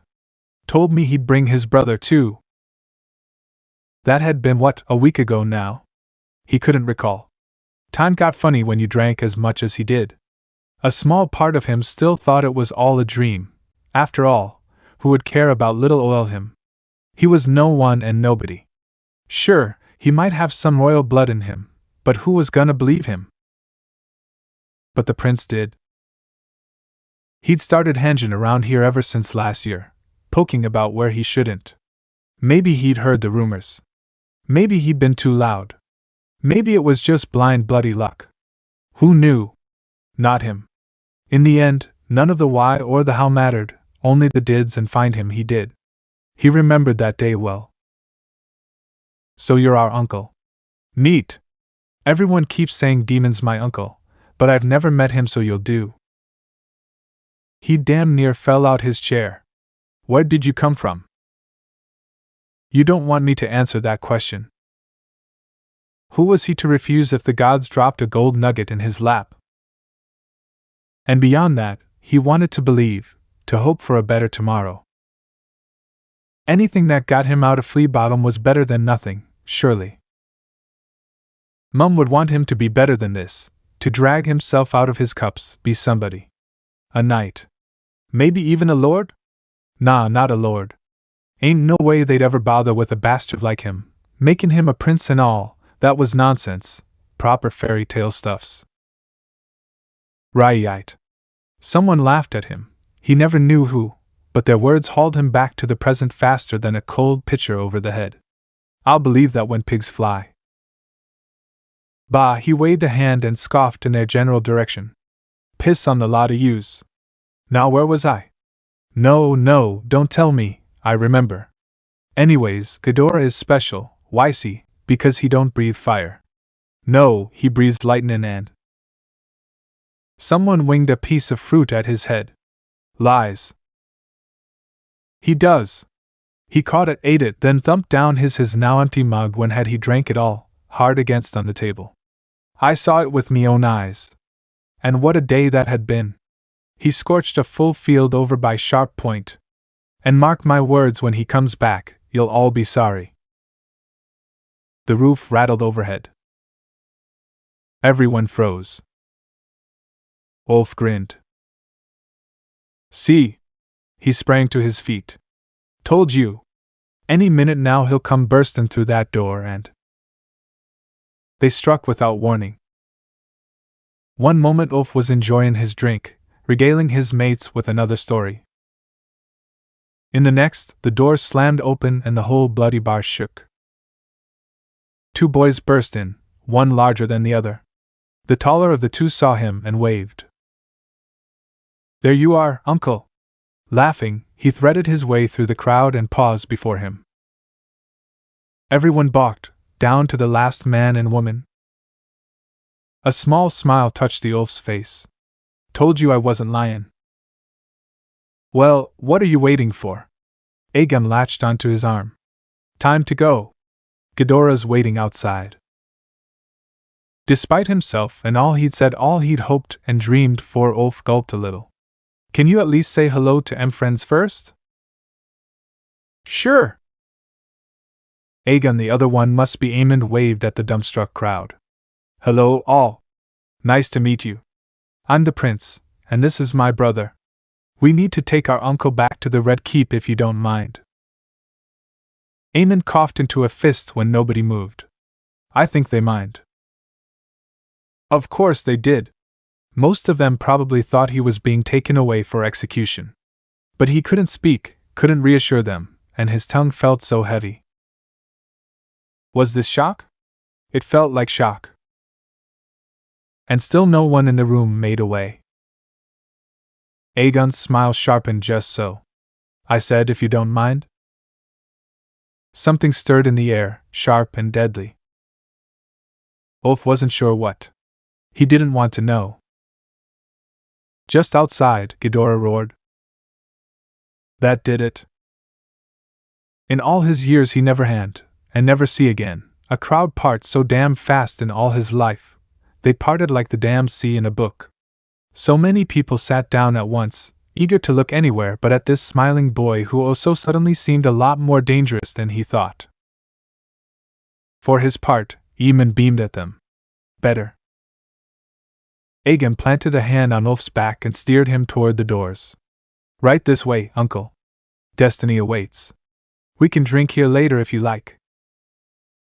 Ulf gulped and mutely allowed himself to be led out the tavern. Destiny called, and it fell unto him to answer her. Greatness awaited him, he just knew it. What a lovely day. You brought this fool to the Red Keep? To say that Otto was angry was well, to call it an understatement felt tame, you know? Gramps was incandescent, that much was obvious. Naruto took some small wicked pleasure in that. Ranting and raving as he paced before the Iron Throne, the hand of the king looked like he might reach out and strangle him at any given moment. Not that he could, mind you. Aegon found his anger amusing, and rather than feign fear, he weathered his tirade with due diligence. Thoughtless less self-indulgent. Gods help us all. Otto flung up his hands with an aggravated shout, practically spitting in his wrath. Instead of judgment you display impetuousness, ill-considered, trifling. Do you never think of the realm? Of forbearance, judiciousness, dignity. Dignity be damned. He raised his voice in return. I saw a problem, I acted. What would you have done? Not brought him here. Viserys raised a hand for peace. Calm yourself, Otto. I'm sure Aegon and Aemond meant no harm by it. Of course he hadn't. And besides, Aemond was ever on his side. Naruto blew out a bemused breath as Otto ranted on. He'd known there would be pushback, of course, but even so, he hadn't expected there to be quite this much, you know? All the family had gathered for the occasion, sans Demon of course, still solidifying his iron grip on stepstones, and the throne room was subsequently sealed to prevent any would-be eavesdroppers. Not that it mattered, Otto was shouting loud enough to be heard in the halls. Of his siblings there was no resistance. Helena remained quietly inquisitive, Aemond was ever on his side, while little Daeron was too young to truly understand what was going on. Mother and Rhaenyra, on the other hand, hadn't spoken a word since they'd been summoned before the throne. Even Grandfather Viserys seemed unusually subdued today atop the Iron Throne. And then, of course, there was Ulf himself. Now that they had given the poor fellow a proper bath, dressed him up in the colors of House Targaryen, and cleaned out the rat's nest of his hair, those pale tresses really were white. The man must have tried dyeing them, or darkening his hair with some other form of potion, or some such to hide it from prying eyes. The worst part was, he couldn't even blame him. Targaryen bastards hadn't always been looked up upon kindly. It must have been a struggle for him to even make it this far. Otto Hightower, Hand of the King, would never understand that. He'd been born into a life of privilege and power. He'd never been a pariah. Never been condemned for something that wasn't his fault. Never forsaken. Naruto Uzumaki had. And even as Aegon, he remembered. And so he weathered his grandfather's idiotic tirade with tireless patience, unfazed by the remarks. Really, he dealt with worse his first life. The insults and loneliness he'd suffered back in the elemental nations made this seem like a pipe dream. Are you smirking? That depends. Are you quite done? Viserys pinched the bridge of his noise side. Enough, Otto. Your Grace, I must protest. So this is the palace? Ulf looked down and over at him, whispering softly as Otto continued to rant at Viserys in the background. Proper posh, innit? And you live here? Naruto gently elbowed his new uncle in the ribs. I do. Pay attention. Don't see the harm, Renera was saying to Otto as he came back to himself. You're making a mountain out of a molehill. Otto sneered at her outright. He is a danger to the succession. His half-sister scoffed in return, certainly not mine. Ouch. Gonna need some ice for that burn. Grandfather clamped up at that, refusing to rise to the taunt nor the bait behind it. This man, he indicated Ulf with a growl, is a threat. Naruto arched a brow and cut his argument out at the legs. Threat? He's family, Gramps. Leave him be. Would you have us acknowledge everyone who bears a drop of Targaryen blood? He could hardly resist an opportunity like that now, could he? I'm only half Targaryen myself, am I not? Aemon snorted as Otto's mouth snapped shut with a harsh click and a grimace besides. He'd bitten his tongue. That is a different matter. You are the king's first true-born son, his. He noticeably stopped short of saying heir before he could trip himself up, and course-corrected. His blood. This man is a mutt. We've no idea where his blood comes from. Ulf coughed into a fist. Begging your pardon, your grace, but may I speak? Here at last, Viserys looked at him, face still pale. You may. This ought to be good. Ulf stepped forward and bowed stiffly. Remember his manners at last, or perhaps it was fear that got the better of him. I'm right grateful for what your boy did, and I won't forget it. I don't got no aspirations toward your crown or nothin'. I'm loyal to Aegon. He glanced Naruto's way, and received a nod in return before he returned his attention to the mournful monarch. Just send me back to the streets, please. I'll die if I go back. I got nothin' but clothes in a sack. Viserys heaved a sigh. And you had no knowledge of Aegon's plans? I did not, your grace. Naruto stepped in to save the poor fellow from further scrutiny. I did as I saw fit. He was making boasts about being related to us. There's clearly a resemblance. We can claim him as a long-lost uncle, hidden away for his own safety. If people pry, we can say we legitimized him and used some secret ritual or something to make him a true-blood Targaryen. The small folk won't know any better, they'll eat it up. And what do the nobles know? He shrugged a shoulder. Insofar as they're concerned, he'll be another man on the marriage market. The ladies will be all over him. Ulf chuckled weakly. Gonna find me a wife? Naruto bit his lip to stifle a laugh. That promised to be amusing. Aemon likewise hid a smile behind his sleeve. In due time, perhaps. Allison coughed into a FLSD, flushing. Otto made a defeated noise, but tried one last time. The consequences of what you are suggesting would be severe. So what if they were? He would never be king. It wasn't his responsibility. Father, Allison whispered softly, he has the right of it. But the bloodline is pure, clearly. Renera looked to Ulf with a bemused smile. He has our hair and our eyes. It's a miracle no one murdered him in his sleep. He had never been prouder of Renera in this instant.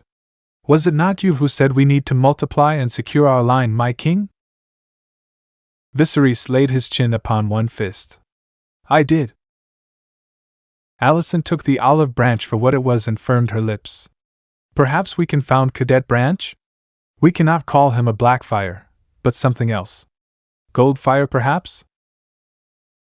Now it was Naruto's turn to sputter, if only because he could imagine the banner of such a house. Garota's got a big enough ego already, he doesn't need a house named after him. Viserys spoke up suddenly, commanding their attention. Do you know your father? Ulf winced. No, lord. My lord. Eamon corrected with the smallest of smiles. If you're going to say something, say it correctly. But Viserys had gone white as snow. Wait. If Ulf's father was Targaryen, that left one of two possibilities, both long dead. Either Aemon, former rider of Caraxes, or Balon, last rider of Vigor, and also the father of Viserys.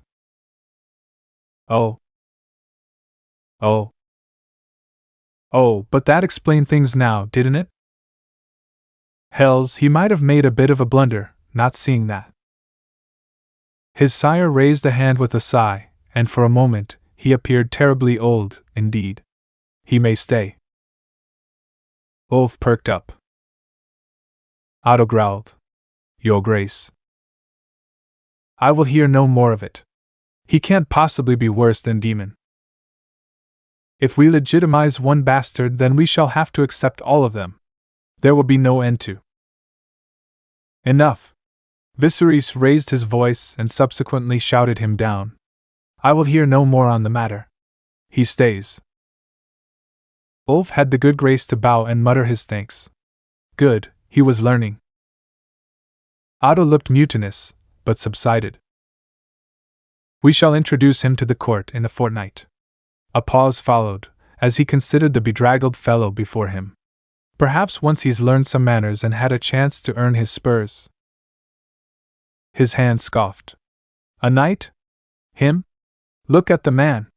The only thing this buffoon ever battled was his cups. Ulf took the insult with good grace. Man liked his drink.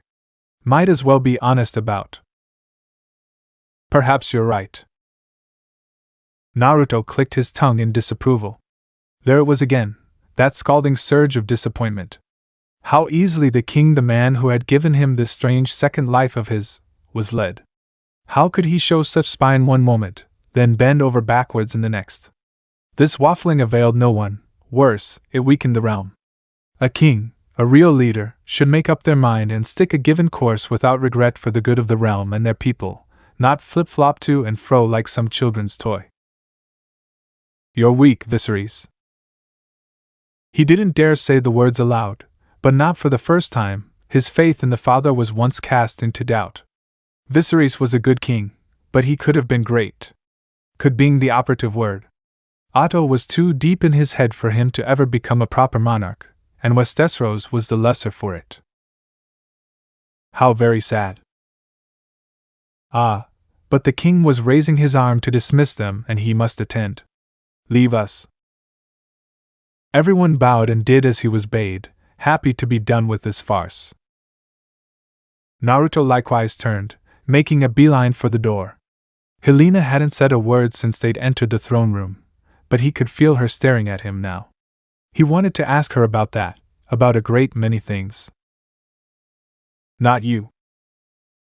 A rare chill shot down his spine to stop him in his tracks. He knew Viserys was speaking to him, even without saying his name. He remained where he was, and remarkably, Helena did so as well, his dear sister looking his way with Aemond.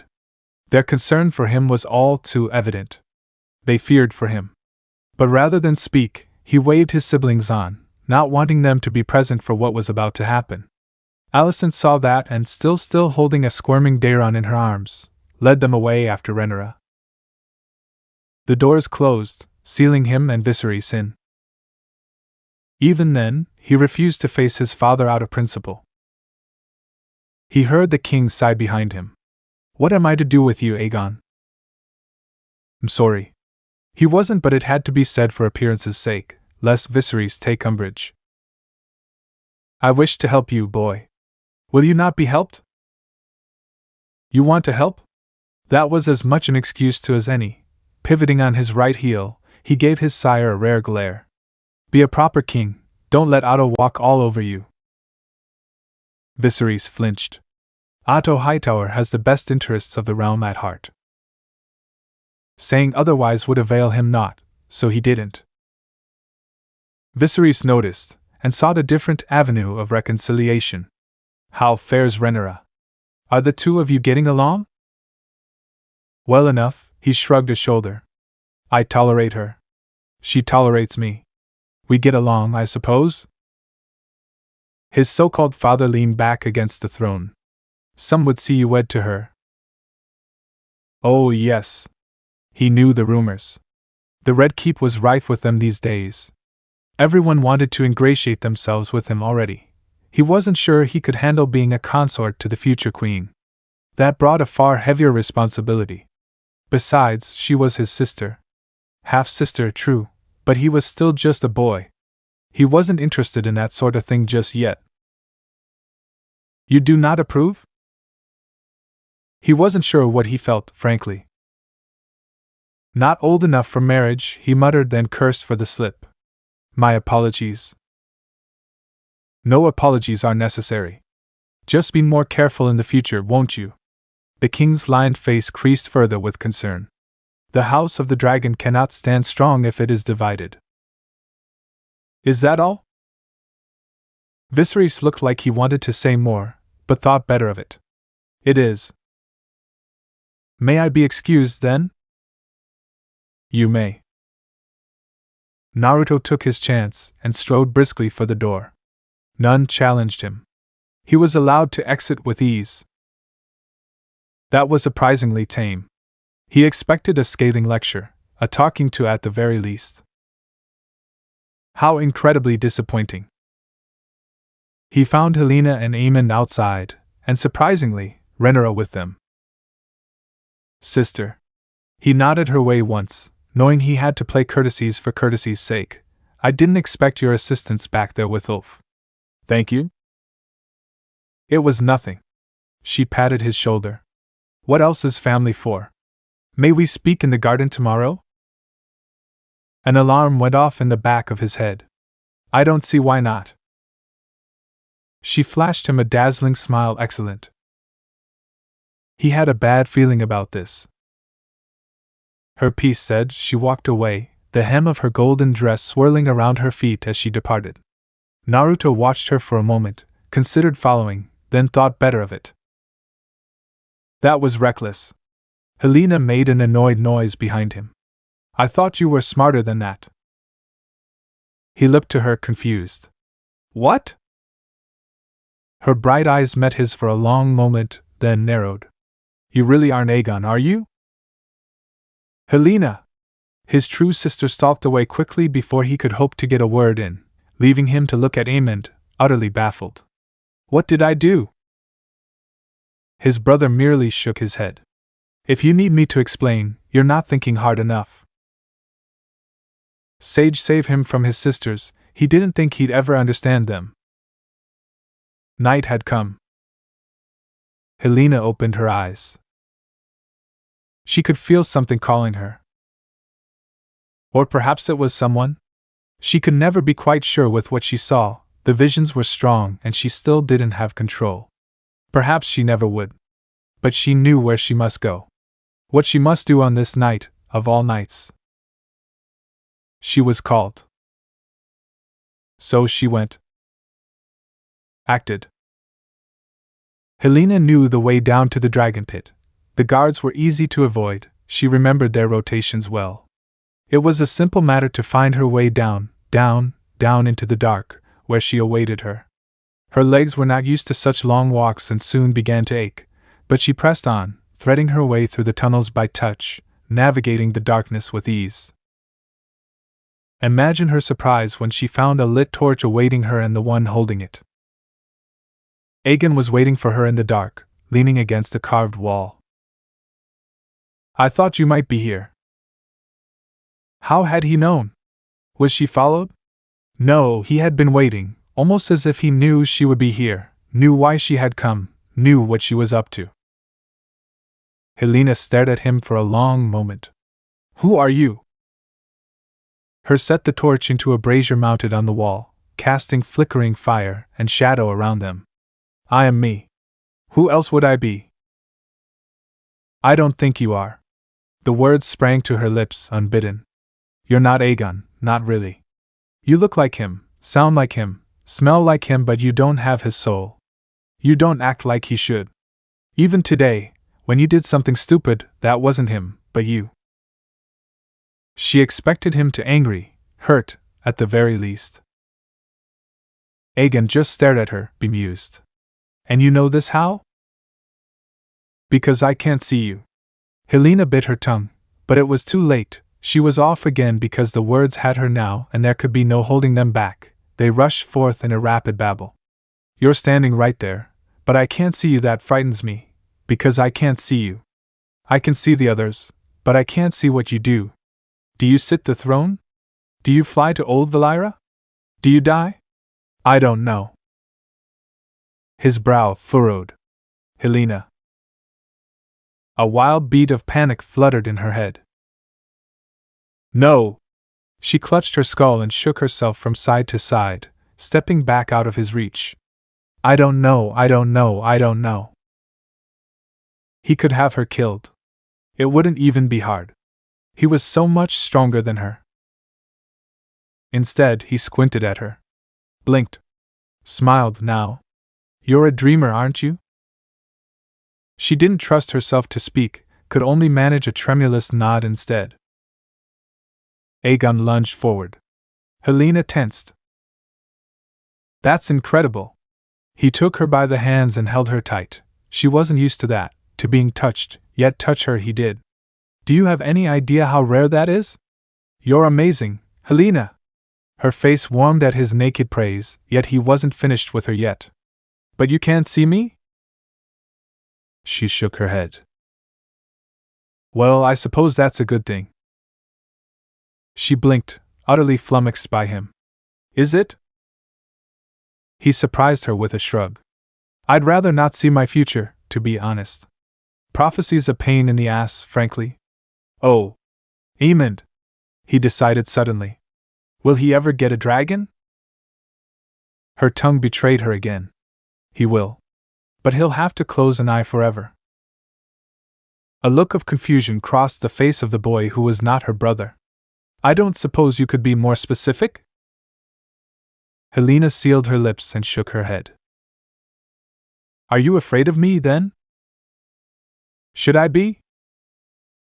No, he shook his head. At least I don't think so.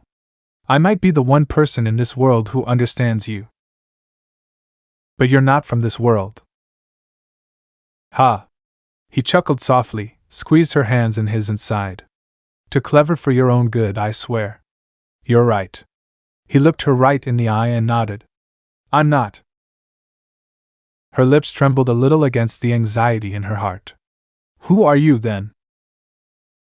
His smile was just a touch said. Do you want to know? Another of her silent nods. Are you sure? Once I tell you, there's no taking it back. The air thrummed between them, rife with tension. Tell me. So many names? He shook his head, mildly amused by something she didn't understand. I have as many names as there are winds, as many titles as there are ways to die. Helena blinked fitfully again. I'm sorry? Don't be. Aegon granted her a grim grin, running his fingers over her knuckles. You'll understand in a moment, though you might wish you hadn't. His piece thus said, he hung his head, pulled her closer, and took a deep breath to steady himself. When he raised his gaze, she saw beneath his affable facade, if only for a moment. That moment stretched into eternity as began to speak anew. This is what I am called. The dragon pit shook. I was once Jinchuriki of the Nine Tails. The very earth seemed to tremble at his admission. Son of the Yellow Flash, reincarnation of Azura, one of the most powerful ninja to ever exist. I've killed countless people and named many more. I stared a goddess in the face and laughed. Something was focused on her now, very large and terribly powerful. It made her feel small, smaller than she already was, like an ant in a storm. Helena shivered a little, unprepared the sudden assault upon her senses, terrible as it was. Abruptly then the face of Aegon softened ever so slightly. But beneath all that, I'm a foolish friend, someone who loves ramen, prankster extraordinaire, and the #1 knucklehead ninja. And my name, my real name, the one I was born with, the one you so desperately want to know is. He leaned in and whispered into her ear. Her eyes widened. Oh. That was his real name, then? His true name? And he was entrusting her with it. Such honesty humbled her deeply. I'm still your brother, Helena. He smiled for her, softly, sadly. That much hasn't changed. A warm feeling rushed through her chest. Helena made her decision then and stepped closer, well aware of his hand still holding hers. Took a breath for courage. Daringly, she stepped forward, stood on the very tips of her toes, and kissed his cheek. I think I should like to marry you after all, she whispered. You're nice. Big Brother sputtered at that, but never had a chance to answer. A deep and ominous rumble echoed behind them. With it, a shadow moved in the dark. Dreamfire. Rhaenyra had grown rather fond of the castle gardens. They were pleasantly warm during this time of day, but moreover they were quiet and full of lush greenery where one could walk unimpeded, to say nothing of the infamous hedge maze. One could get quite lost there, with no meddling servants to eavesdrop, no king's guard following, no prying eyes watching them. It had become something of a sanctuary for her as of late, a place to which she and those close to her could escape when feeling overwhelmed. Case in point, she and Aegon were presently walking through just such a maze, side by side, hands clasped behind their backs. At least hers were. Aegon walked briskly beside her, arms swinging lazily at his side, wholly at his ease as they traveled deeper into the blooming maze. He'd chosen a black tunic today with matching trousers and boots besides, while she had adopted a red dress for the occasion, one that exposed her ankles how scandalous and left her shoulders almost indecently bare, likewise leaving her exposed neck shrouded only by the gleaming Valyrian steel necklace she so favored. Together they encompassed the colors of House Targaryen. Why, one might even say they matched. The irony wasn't lost on her. Small wonder father had pushed this dress on her when asking her to spend time with her half-brother. He'd always had a rather mellow manner of meddling, one she often didn't notice until after the fact. Unbidden, her gaze was drawn back to her half-brother. Aegon was growing rather quickly, she would admit much. In time he would be quite handsome, and draw a great many suitors and allies to his cause, whether he wished it or not. But he was still just a boy. Her one true rival. Did she dare? Steeling herself, she dared to broach the comfortable silence. You have my thanks for meeting me at such an early hour, brother. He grunted, a flat, unamused sound. What are you up to this time, Rhaenyra? There it was again. He didn't treat her as a younger brother should their elder sister. There was no deference here, no fealty, no loyalty to be seen. For him, trust had to be earned, even among family. Anything less was so much dross to be cast aside. Good. She rather appreciated his frankness. In truth, she could have answered his inquiry any number of ways. Instead, she merely clasped both hands behind her back anew and kept walking. This way. We're nearly to the center of the maze now. She heard his voice rumble behind her. You seem most familiar with it. I am. She smiled over her shoulder at him and kept walking, forcing him to follow or be left behind. Come.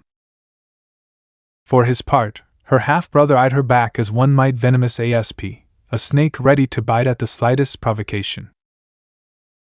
I've not laid an ambush for you, she said apropos of nothing, knowing it would plant a seed of suspicion within him nonetheless? There's no need to be so suspicious. He tooted softly. You need more than the King's Guard to do me in. Undoubtedly. She tilted her head, enjoying the banter. I expect it would take a small army to defeat you. Hundreds, no doubt. Thousands. Aegon clicked his tongue and walked past her. Suddenly it was her turn to keep up with him. Seemed someone didn't enjoy being baited. But therein lay half the fun. No one else was willing to speak so freely to her, not even Alicent or father, but Aegon did not possess such restraint. If he had something to say, he would say it, and to the hells with the consequences. It wasn't even a true arrogance on his part. He was simply honest to a fault, almost devastatingly so.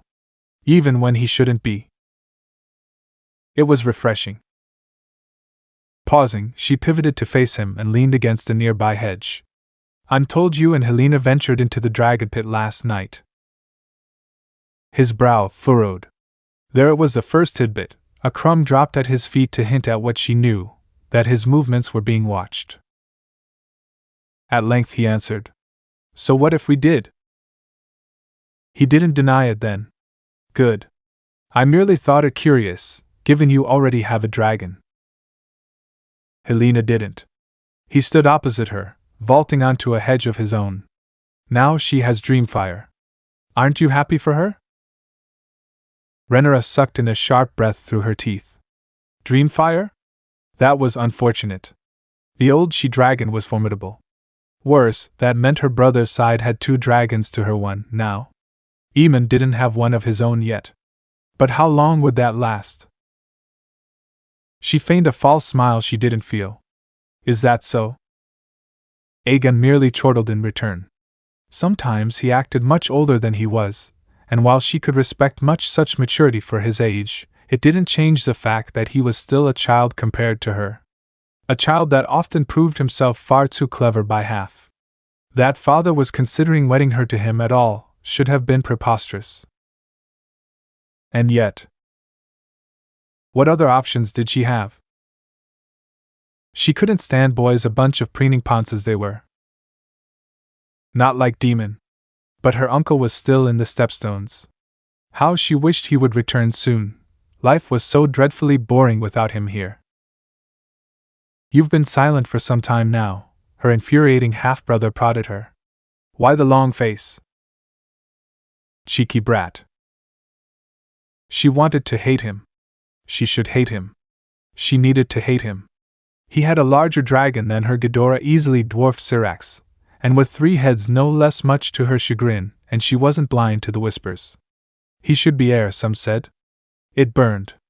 A boy younger than her, and already many a lord and lady acted as if he would be king. It was her birthright. She hard-earned this. She deserved this. She needed this. But neither could she blame him, either. He hadn't asked to be born into this any more than she had. For all the rumors and politicking swirling about him, he'd made no attempts to take the throne from her, nor the position as heir. If anything, he seemed disinterested, or was he? Was it all an act? A ruse, perhaps? He had brought that drunken lout into the family after all. She'd supported it because it made him, and to a lesser extent Aemon, look bad before father and the rest. If Ulf did become a problem, she could always have Ser Criston arrange an accident for him. Not so Aegon. Rhaenyra stared at him for a long moment, trying to sort out her feelings. Palming her face, she leaned back against the hedge with a heavy sigh. Hating you ruins me. Aegon tilted his head, confused. I don't hate you. She scowled at him. I never said you did, but you know what father intends for us. Here at last, a brief flash of panic flitted across his face, quickly subdued. Why should I marry you? It is our custom. She tilted her head, considering him for a long moment. In all honesty, I'm not entirely opposed to it. I find you rather pleasant. And I find you tolerable when you're not a moody mess. That's what I like about you. She graced him with a small smile. You're not afraid to bite back. Even when you shouldn't. He scoffed, wholly unafraid of her. Will my queen try and take my tongue for speaking out of turn? An arched brow rose. She might if you keep talking to her like that. He laughed, not at her, but at himself. Fair enough. What now, then? What indeed? Renera didn't rightly know what she wanted no more than Aegon did. In the end, she settled for a shrug of the shoulders. There's still time. We'll see what comes. Perhaps we might spend more time together in the interim. There it was, the wariness in his eyes again. He wasn't so easily won over. I'll consider it. With a quick flourish he turned and bounded over a nearby hedge, clearing it in a single bound. Another of his strange, unnatural abilities. Only then did she realize what he'd just done.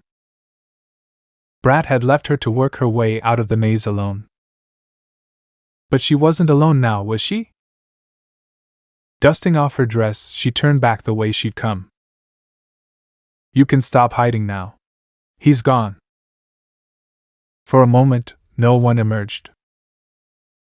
And then, Renera wasn't surprised to find familiar violet eyes gazing back at her, framed by pale hair. She'd chose a teal dress today. It didn't suit her. But then again, she'd never been one for fashion, had she? She'd ever chosen her own, wandering, meandering path, heedless of what anyone might think of her. She almost pitied Helena in a way. But there was a bit of steel in her spine today, fire in her gaze.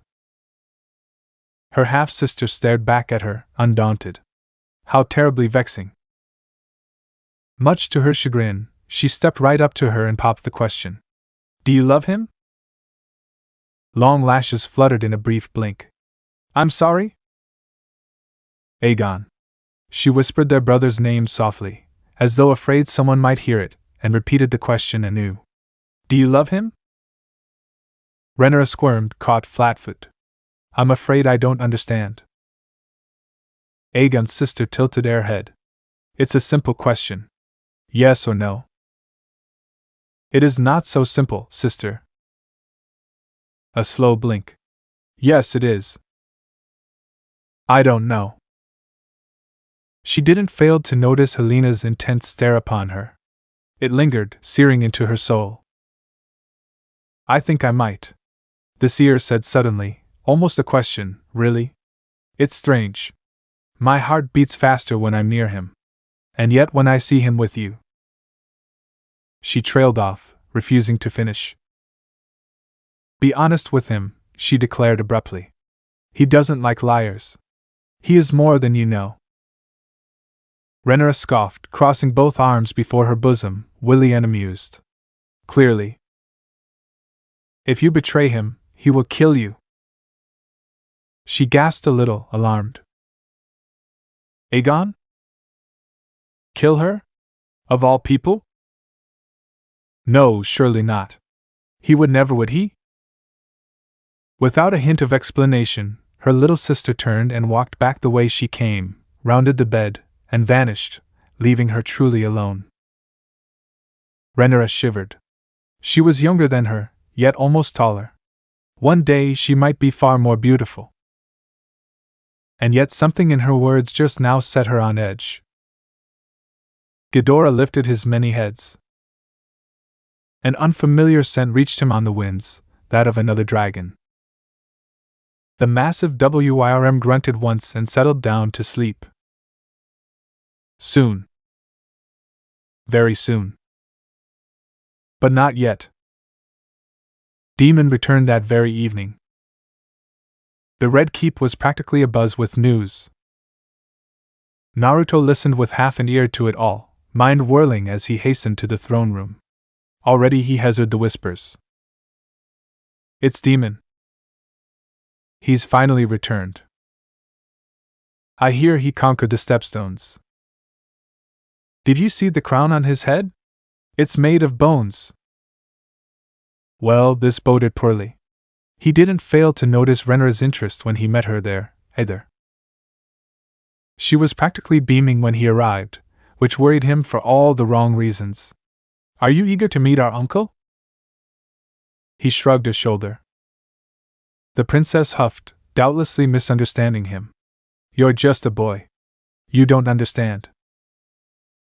I might understand more than you think. You seem wary. She switched seasonlessly to High Valerian, annoying him further. Why is that? Of course I am. He drawled back in their native tongue. I've never met the man. But I've heard worrying things. A pale brow rose. Jealous? You do realize he's older than the both of us. I'll take that as a yes then. He made an annoyed noise. And then he saw him enter the chamber. Renria perked Yuo, dropping back into the common tongue. There he is. Take a good long look. Naruto did as she asked and didn't like what he found there. This man, everything about him set him on edge. He'd met few people like this in his last life, those intrepid souls you couldn't predict, people whose reasoning he couldn't hope to understand. He knew then and there that things would be difficult between them. Not impossible, but difficult. It was in that moment that he knew, for better or worse, Demon was going to be trouble. Demons returned through the Red Keep into chaos. After all these years, the royal court simultaneously delighted and despaired of his return. Not only did his sudden arrival and survival threaten the delicate balance of power, but his complete and utter lack of decorum ruffled more than a few feathers besides. Naruto wasn't blind to the repercussions. Demon might have offered up the crown he'd won for himself for all eyes to see, yet the former heir's very presence threatened to usurp Renera's, no matter how much she might wish otherwise. And to think she'd been so happy to see him. That happiness soured as Viserys lavished attention on him the next morning. And the day after. Followed by a third. She seemed to sour on him then, even confronted him on it at point, if the servants were to be believed. Not that it was any of his concern. The further demons stayed away from him, the better. He and Renera could have their little spat, and he'd stay well out of it. Such was the plan at least, until demons sought him out, much to his chagrin. Naruto put on a brave face and endured the man for as long as he could. By the fourth day he was grating on his last nerve. If it wasn't one thing, it was another. Speaking, sparring verbal or otherwise, and the constant provocations nearly every other. Worse still, Demon seemed well aware of what he was doing. He couldn't tell if the man was genuinely trying to be a good uncle and make up for lost time, or being an arse trying to elicit a reaction out of him. Probably the latter, in all likelihood. Targaryens weren't good people. With the notable exception of Jaehaerys, Viserys, and more recently his own siblings excluding Renera, those of the blood of dragon weren't exactly known for their kindness. Nor did he count his forebear among them for that very reason.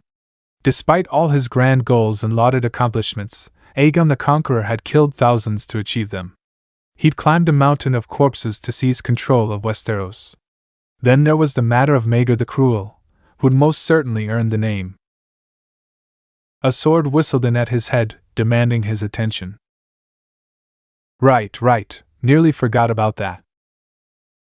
Wouldn't do to die now, would it? Naruto rolled his eyes and swayed back, giving ground once, twice, then thrice, not even deigning to lift his blunted blade in retaliation. His adversary Demon advanced upon him not with the single-minded aggression many a Targaryen was known for, but with caution, rapping his blade against his 5 times in quick succession. It was always the cautious ones you had to watch out for, those who acted like they didn't care, but secretly cared a great deal. Prince Demon was one such enigma, and he was beginning to regret agreeing to this. Not the duel, mind you, but rather the attention they'd attracted in doing so. They'd chosen the open-air courtyard outside the Red Keep for their little impromptu duel, the better to fight where either of them would be encumbered. Demon had chosen a blunted blade, while he preferred a long sword and shield combo. His uncle had mocked him for it at the time. Not so now. Here, away from the court, they could have at it without being hounded to death by passerby.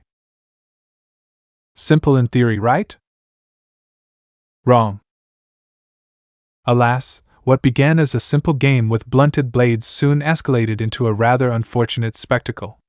Many a lord and lady alongside a number of servants besides had gathered to watch them fight. Even his siblings were among the crowd watching, much to his chagrin. He wasn't happy about all the attention. Really, he'd only agreed to spar with Demon to get his uncle off his back. Kinda regretting that at the moment. In hindsight, he should have known better. Parrying lazily, he stepped in and thrust the heavy edge of his shield up at Demon's ribs but sideways, forcing him to give ground or be bowled down. No one wanted to take a hit from a child half their age and be made a fool of before so many lords and ladies. Sure enough, his uncle dodged back. The moment he did, Naruto went on the offensive. Short and sharp strikes tested Demon's guard, forcing him onto the back foot in his attempt to evade. Despite that, the king's brother never ceased smiling. That be-sure smirk of his persisted, even as he found himself on the retreat. "What's wrong, nephew?" Demon taunted him, twirling his sword in hand. "Where's all that fire I've heard so much about?" Ignoring the verbal jab, Naruto blocked a stabbing thrust, pivoted in place, and flung his shield at him as one would a frisbee. Smack! Demon twisted at the last second and took it on his shoulder rather than the face. Pity that. He'd been trying to break his nose. Judging by the gleam in his eye, he may as well have. The crowd gasped. Amon hollered his encouragement, and, if one were to listen closely, you could hear the quiet exhalation of glee from Helena. It was the most he could expect of her in a setting like this. Usually she'd not say anything at all. He'd take what he could get. Riniresh just stared eyes wide. Oh, right. She'd never seen him fight before, hadn't she? Helena and Emond had. He wasn't one to show off, but here and now? He had a point to make. He'd try not to damage Demon's pride too much. Very well. Demon straightened up and rolled his shoulder, working the ache out. First point to you, nephew. Naruto withheld a smirk. They both knew he'd have a nasty bruise there come tomorrow morning. What was it again? He tilted his head, pretending to forget. First to 3? Demon tooted. As you say. Naruto ignored his remark. Black sparks seethed in his soul, longing for action, a lingering reminder of his first death. He tamped them down, slammed a lid on them, took a deep breath, and waded in. Demon met him halfway with a laugh, wielding his blunted blade in a lazy overhand sweep, only to find himself stop cold with an underhanded strike. He only the briefest moment to savor the surprise on Uncle S' face before he went on the attack again. Grinning, he caught the blunted blade on the hilt of his sword, twisted his wrist to divert it down, then lashed out with a heel, lancing his leg into Demon's knee. It buckled, driving him down to a knee. Funny thing, weak points. Everyone had them. Especially those who claimed they didn't. Young and tall, old or small. No matter how well you trained your body, you still possessed the same squishy insides. Go for a man's muscles, a kidney or sage forbid, his balls, and you had yourself a much more level playing field. 2 points for me, now. He tooted, warding his blade before him. Shall we make it 3? The crowd murmured, unnerved by the display. Good. Demon surged to his feet, cracked his neck with a scoff, and dove at him. Credit where it was due, against anyone else, his uncle would have won. Demon was older, taller, and possessed a far longer reach than him at present. A master duelist and a fine swordsman at that. Had he fought fairly, he would have been on his arse inside of a minute. But shinobi reincarnated or not didn't fight fair. Instead, he counteracted him by performing quick lunging leaps, closing the distance wherever he could, skipping about, bounding around like a madman, vaulting around attacks like a gymnast. Never once did he present himself as a static target. He'd adopted something of a fencing style as a result, giving his uncle no end of grief. Physically speaking, some might say Demon was stronger than him, too. And he was, without factoring chakra into the equation. With it, he was unstoppable. And why wouldn't he be? He'd long since learned to enhance his muscles with it, to push himself past the limits of what was still an admittedly young body. It wasn't Tsunade's legendary strength technique, not quite, but it was close, enough to serve his purposes for the time being. Even then he was still holding back, if only for fear of reducing his uncle to a greasy red smear against the wall. Demon's blade whisked in at his face while he was distracted, nearly brushing his cheek. That wouldn't do. Naruto didn't see red. That would have implied mindless rage on his part, uncontrollable fury. What he saw, simply put, were sparks. They told him where Demon would strike next, and so he followed, using that split second of foresight to duck. He was ready for the next 3 sweeps and met them in kind. Parry. Riposte. Counter. They traded blows heedless of either onlookers or outcome, wailing on one another, blades clashing again and again, until finally an opening presented itself to him. Naruto dodged back as Demon's blade slammed down on the space he'd occupied a moment ago. Stone sparked as steel struck it. The mist numbed his uncle's arms for a moment, and he took full advantage. A brief burst of speed bounded him forward where he stomped down with gusto, entrapping the blade beneath his boot, which in turn simultaneously wedged the blunted steel lid into the stone floor.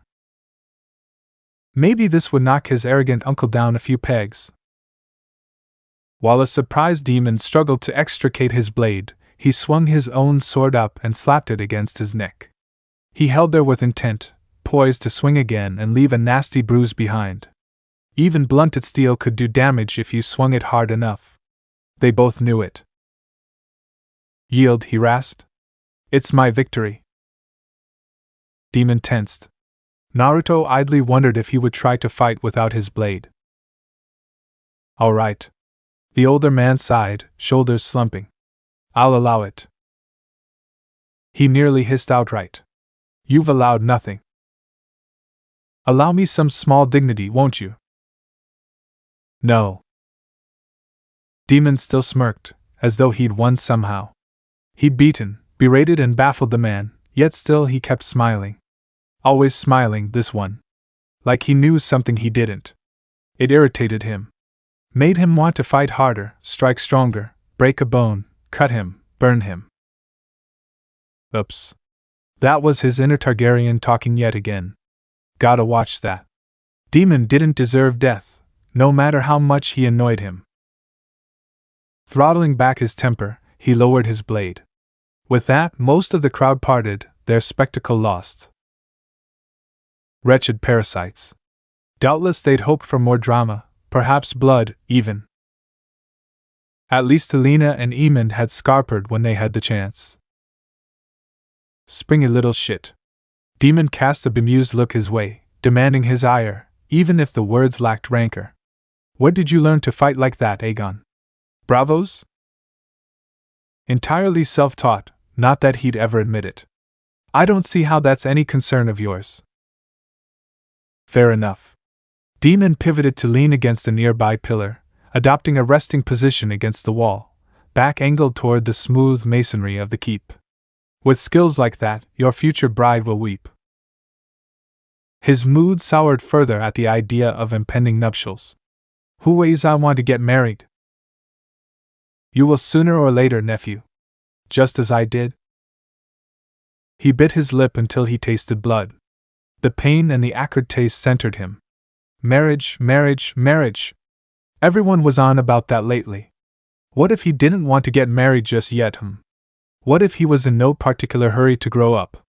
What if he just wanted to enjoy being young for a little while longer? Too bad, apparently. Phooey on that. It's not about marriage. He snapped back. I'll choose whomever makes me happy and do my best to make them happy, of making the best connections. For some reason, Demon's grin grew. He had the strangest feeling he'd blundered into a trap. Then by all accounts he should wed the Valerian girl. Little Lena? He recoiled at the notion of his little cousin, a girl he barely knew. She's younger than I am. I only met her once. Word has it that she's found Vagor. Interesting. And worrying, not that he'd ever admit it aloud. That little scamp? Not a chance. Besides, I have Ghidorah. Don't be so quick to dismiss rumors and hearsay just because you have a dragon. Demon chided him. They might prove your end. Had his time in the Stepstones changed him that much? Or was he deliberately trying to goad him into action? If so, why? What are you suggesting? Only that you would do well to pluck out any potential weeds before they impede your path. Once more, his temper strained at its leash. He'd done his best to be civil all day now, yet Demon seemed determined to provoke him. Fine. Funk him. Two could play that game. He beeped his head to the right, bright eyes narrowing just enough to glow. Is that a threat? Demon snorted and shook his head. Calm yourself. If I wanted you dead, you would be mingling with maggots by now. Don't be so sure. Now it was Demon's turn to scoff. Are you implying something? Not at all. Are you? His uncle took the verbal riposte on the chin, crossed both arms before his chest and laughed once. Only that you seem rather spoiled for choice as of late. Personally, I'd throw my lot in with the Valerians. They have better connections and the most to offer you. Besides, you'd do better to have them as ardent allies than fearsome foes.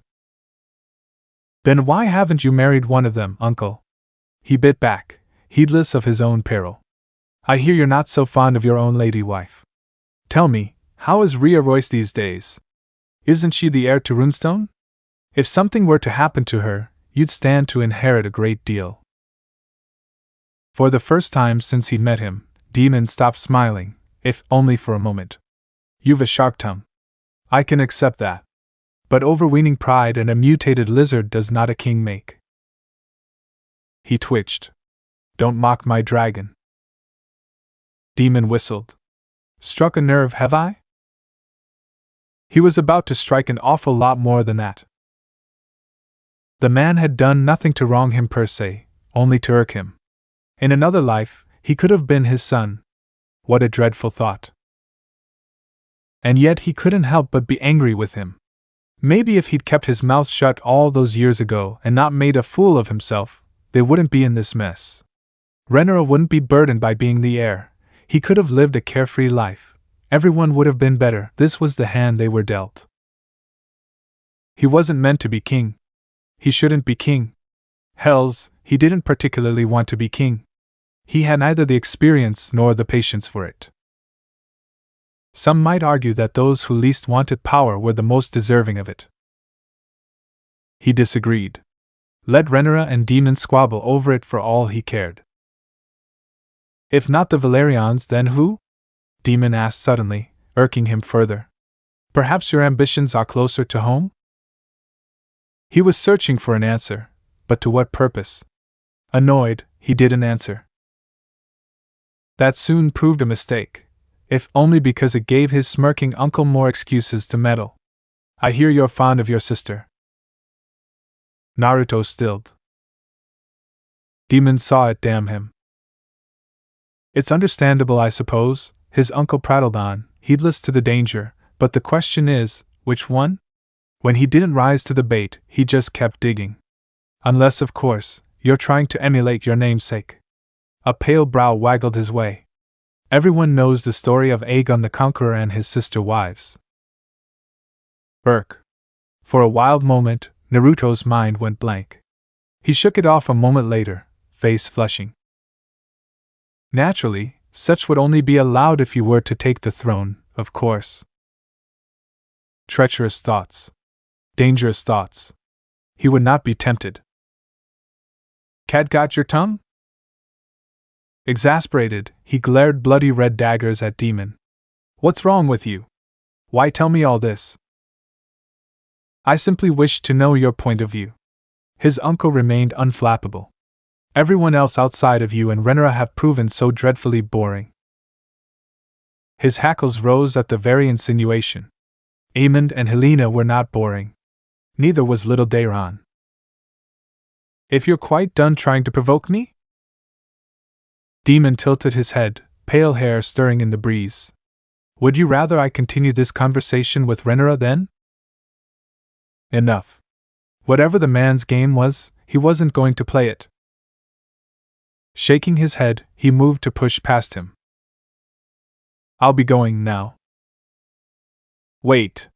Demon seized his shoulder. We're not finished here. Don't lash out at him here. Deep breaths. Calm. Let me go. His grip strengthened. I said we're not done, nephew. Pale eyes gleamed gold. Yes. We are.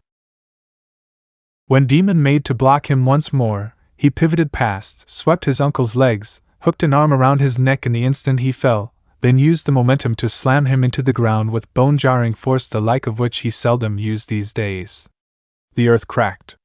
A few guards looked their way, startled by the display, but none dared approach. Good. He would have clobbered anyone who dared. His uncle grinned up at him where he lay, looking like he'd uncovered the very secrets of the universe. Stronger than you look.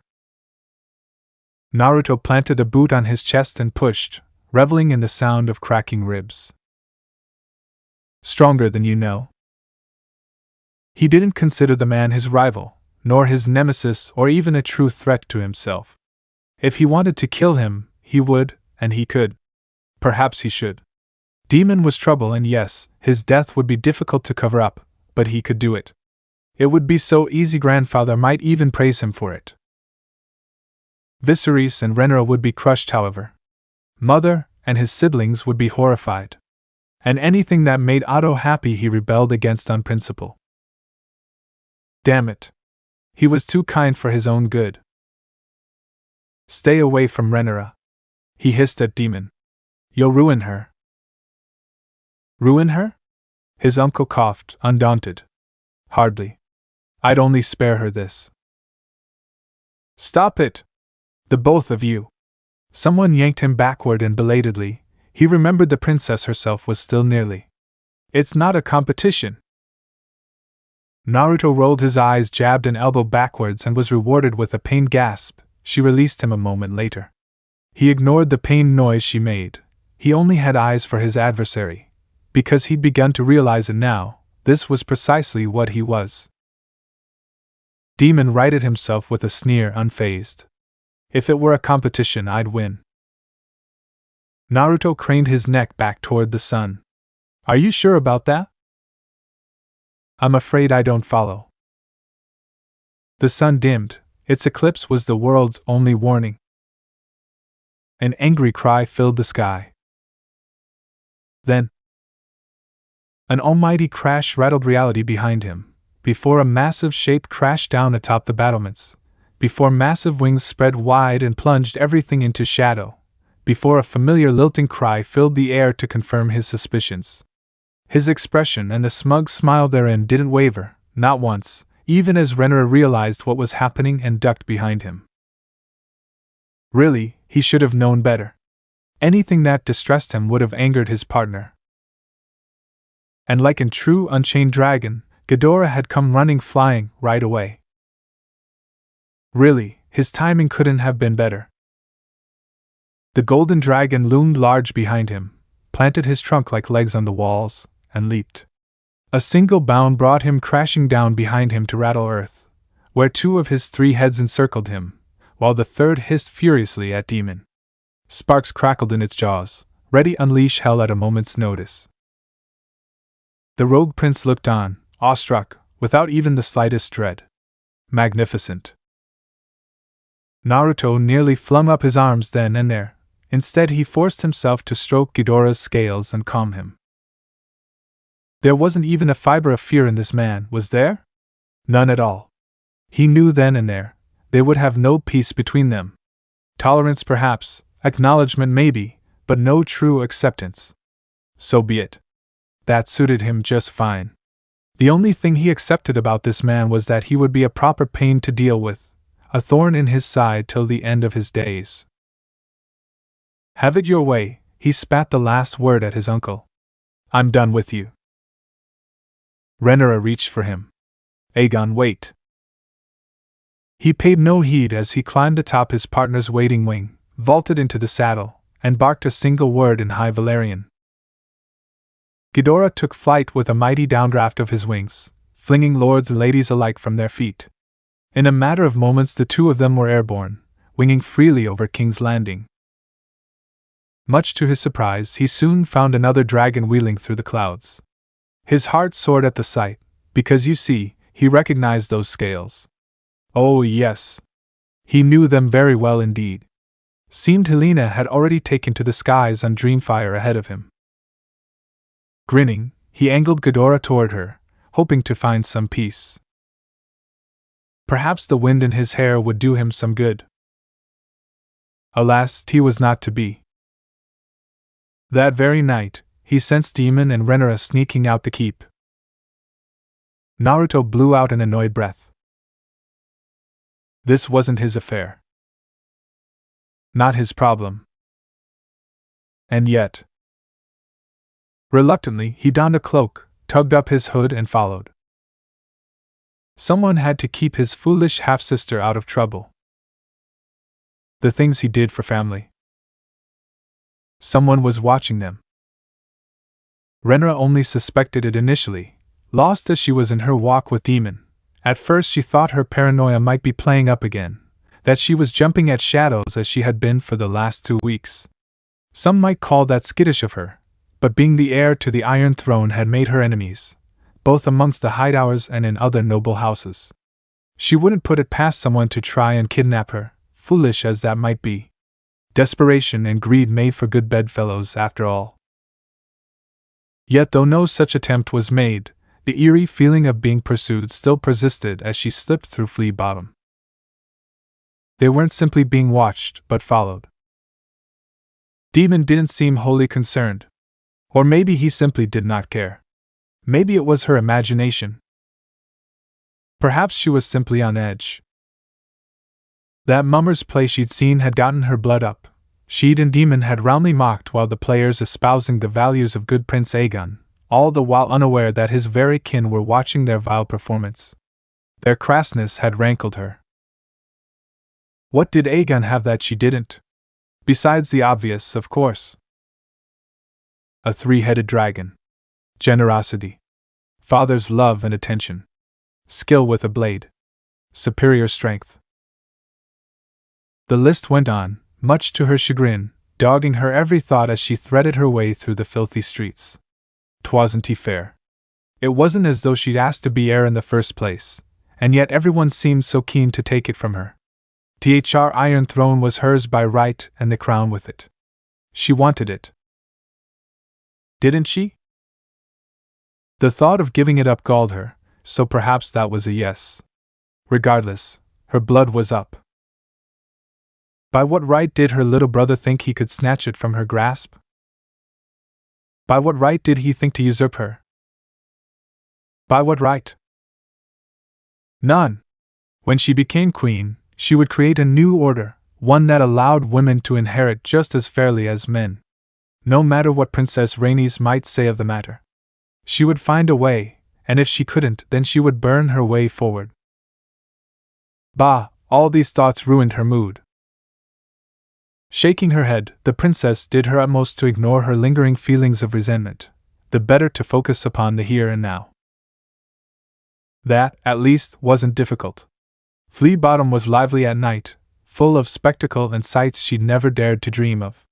Disguised as she was, no one batted an eye at her, thinking her a harmless peasant lad. Someone shouldered her aside and even said, "Piss off, boy." Ha! The oaf had called her a boy. His ignorance made her smile. Did Aegon see sights such as these every day? She knew her half-brother was often fond of visiting Flea Bottom, but he'd never spoken of this place at night. He'd been holding out on her. The simple pleasures of this place appealed to her in a way the Red Keep didn't. She found her eyes lingering upon each sight, stranger than the last. Fascinating. A man breathed fire into the air, delighting passer-by. An eyeless crone offered to foretell the manner of her death. A scantily clad woman wreathed in blue silk swallowed a sword to the very hilt, and drew it out with a wild flourish, to the raucous cheers of many. Beaming at Renera, said woman took her by the hand, spun her around, and drew her close. This close, she idly noted the dancer's dusky skin, bright emerald eyes and long, flowing black hair, but even those compared to her warm smile, it sent a silent shiver shooting through her. Oh dear! Oh very dear indeed! Why did she feel so warm all of a sudden? Another Targaryen? The dancer's green gaze sparkled with amusement, while her rich voice sent a low thrill of delight pulsing between her breasts. Be careful, little dragon. Shadows stalk the streets tonight. You would do well to go back to your bed before you do anything foolish. Renera balked at her. Who are you? Her eyes twinkled. A friend of the prince. Run along now, princess. Before she could inquire which prince she spoke of, the mysterious woman spun her back to Demon and returned to her patrons. Reeling against her uncle for a moment, she struggled free. Friend of yours? He granted her a quizzical look. No, why? Well, that answered one question. A noise echoed behind her. Only then did Renera glimpse her pursuer. There. She spied a hooded figure lurking, in her peripherals, a young man pausing before a fruit vendor to barter. Coins soon exchanged hands and both steadfastly ignored her, either deigning to look their way. She squinted back at them in the gloom, violet eyes straining in the low light. For a moment, a sliver of a second, she thought she glimpsed long, pale hair beneath their cowl. Aegon? Don't fall behind, Demon chided suddenly, distracting her. I have more to show you. When Renera looked back, the hooded figure was nowhere to be seen. Scowling, Renera stalked after her erstwhile uncle. A cloaked figure followed. Too close. Naruto tooted as he peered around the corner, released a quick, bemused breath of relief. Renera and Demon were getting away, but he was content to let them gain distance for now, the better to follow from afar. In all fairness, he'd let Renera notice him in the hopes that she'd learn her lesson and return to the Red Keep. He'd even dared to hope his agent would convince her this was a thoroughly bad idea. No such luck. Renera was stubborn. It really did run in the family, you know? Still, Samara had done her duty as he asked. He'd be sure to repay her later. Come to think of it, Mother had been looking for a dancing instructor for Helena. Who better than her? An idea dawned, one he quickly filed away for later, but for now, he would do this the hard way. Pausing to drop a few coins into a stray beggar's hands, he bit into the apple he'd bought and moved on, ignoring the wanting looks that followed. Flea Bottom lived up to its name. Nighttime did little to mask that. Despite Demon's gold cloaks enforcing punitive measures, it was still a dangerous and lawless place when the sun went down. For all those wandering about doing their own business, he spotted many more crowded in against the mud road begging. Some of them looked downright pitiful. It would be better when he ruled. The thought brought Naruto up short, so much so that he nearly walked headlong into someone. It was only a quick apology and another gold coin that prevented them from making a meal of it. Rule? Him? Where had that thought come from? He'd no interest in such meaningless things. He didn't want the throne. Too much work, too much danger, too much drama. He was quite content where he was, thank you very much. And yet, as he passed more and more beggars and in turn pressed more coins into outstretched hands, he couldn't help himself, all right? His heart went out to them. What did Demon and Renera care for these small folk? He'd both seen and sensed his half-sister's disdain during the play, and while their uncle might hold a somewhat higher opinion of them, he clearly didn't care enough to intervene in their day-to-day life. You could make it better, a little voice whispered in his ear as he dodged around a man selling cooked rats. You know it.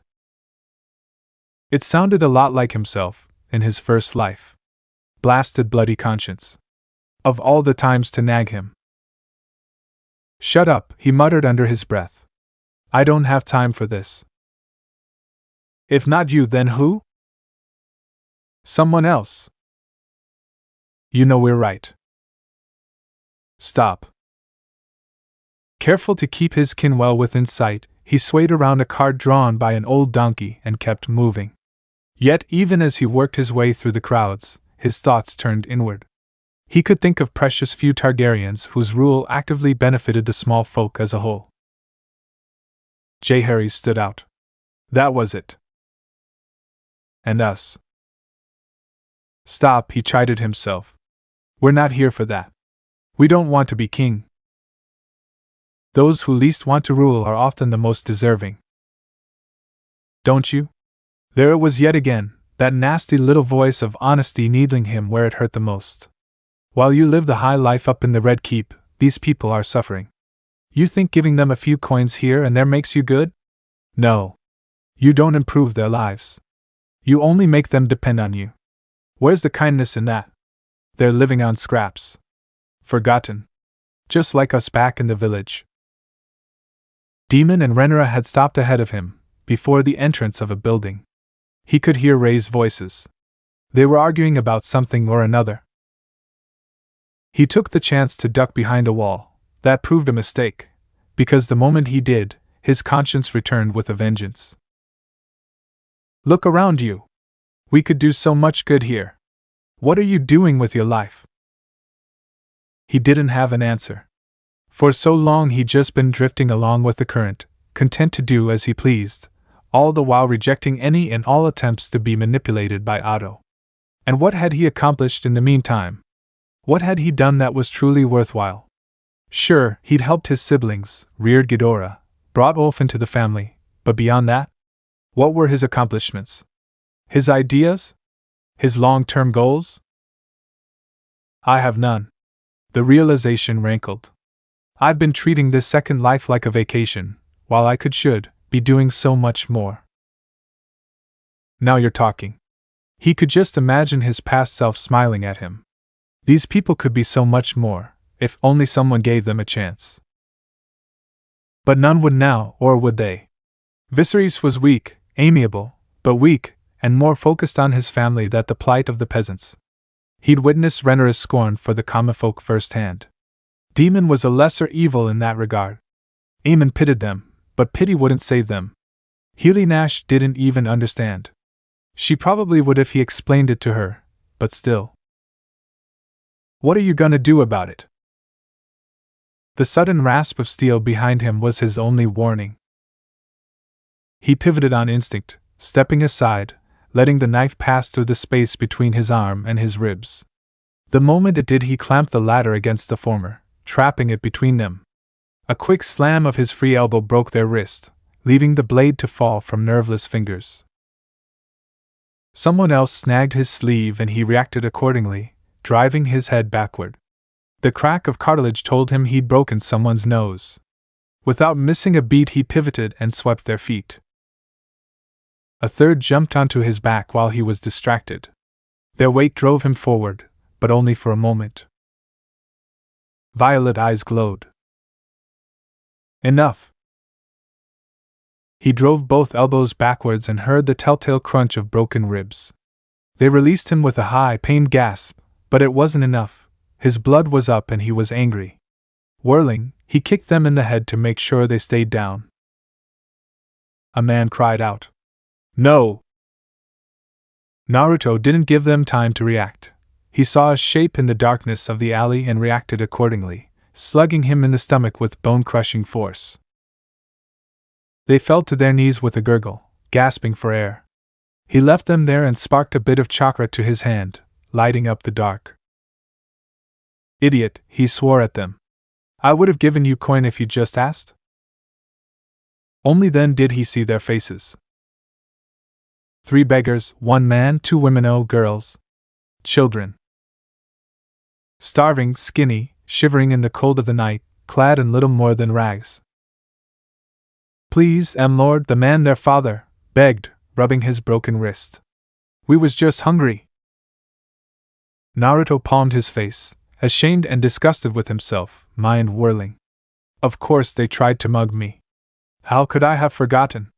I live in a world where survival of the fittest isn't just the law, it's the reality. A world filled with violence, deception, and betrayal. How did I forget that? How? How? He already knew. It was his own fault. Carelessness. Overconfidence.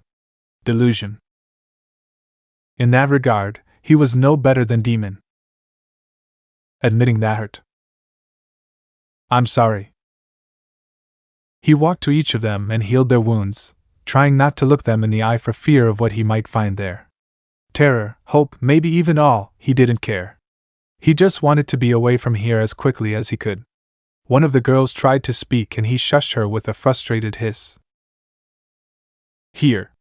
Once he was finished healing the damage he'd done, he ripped his heavy coin pouch free and tossed it at their feet. Take it. Tell no one what happened here. The family dove upon it like starving dogs. Shamefaced, he kept walking. The father and his 2 daughters would not hold their tongues. His legend would grow from his deeds tonight. But such is a story for another time. They shouldn't be here. Renra found herself squirming restlessly with every step, utterly at a loss. The brothel was it was like nothing she had ever known. It was a place of satin and silk and sex, and so many naked people in countless positions, the like of which left her face red at the sight. Demon had brought her taught his place to show her she wasn't sure what, exactly, not at first, but she was rapidly beginning to understand. She wasn't entirely sure whether she liked it or not. When he pushed her against the wall, however, his lips hovering over hers, now so close, Helena's word came back to her in a rush. If you betray him, he will kill you. Aegon. Why in the hells did she think of him in that instant? She wasn't sure why. Only that she did.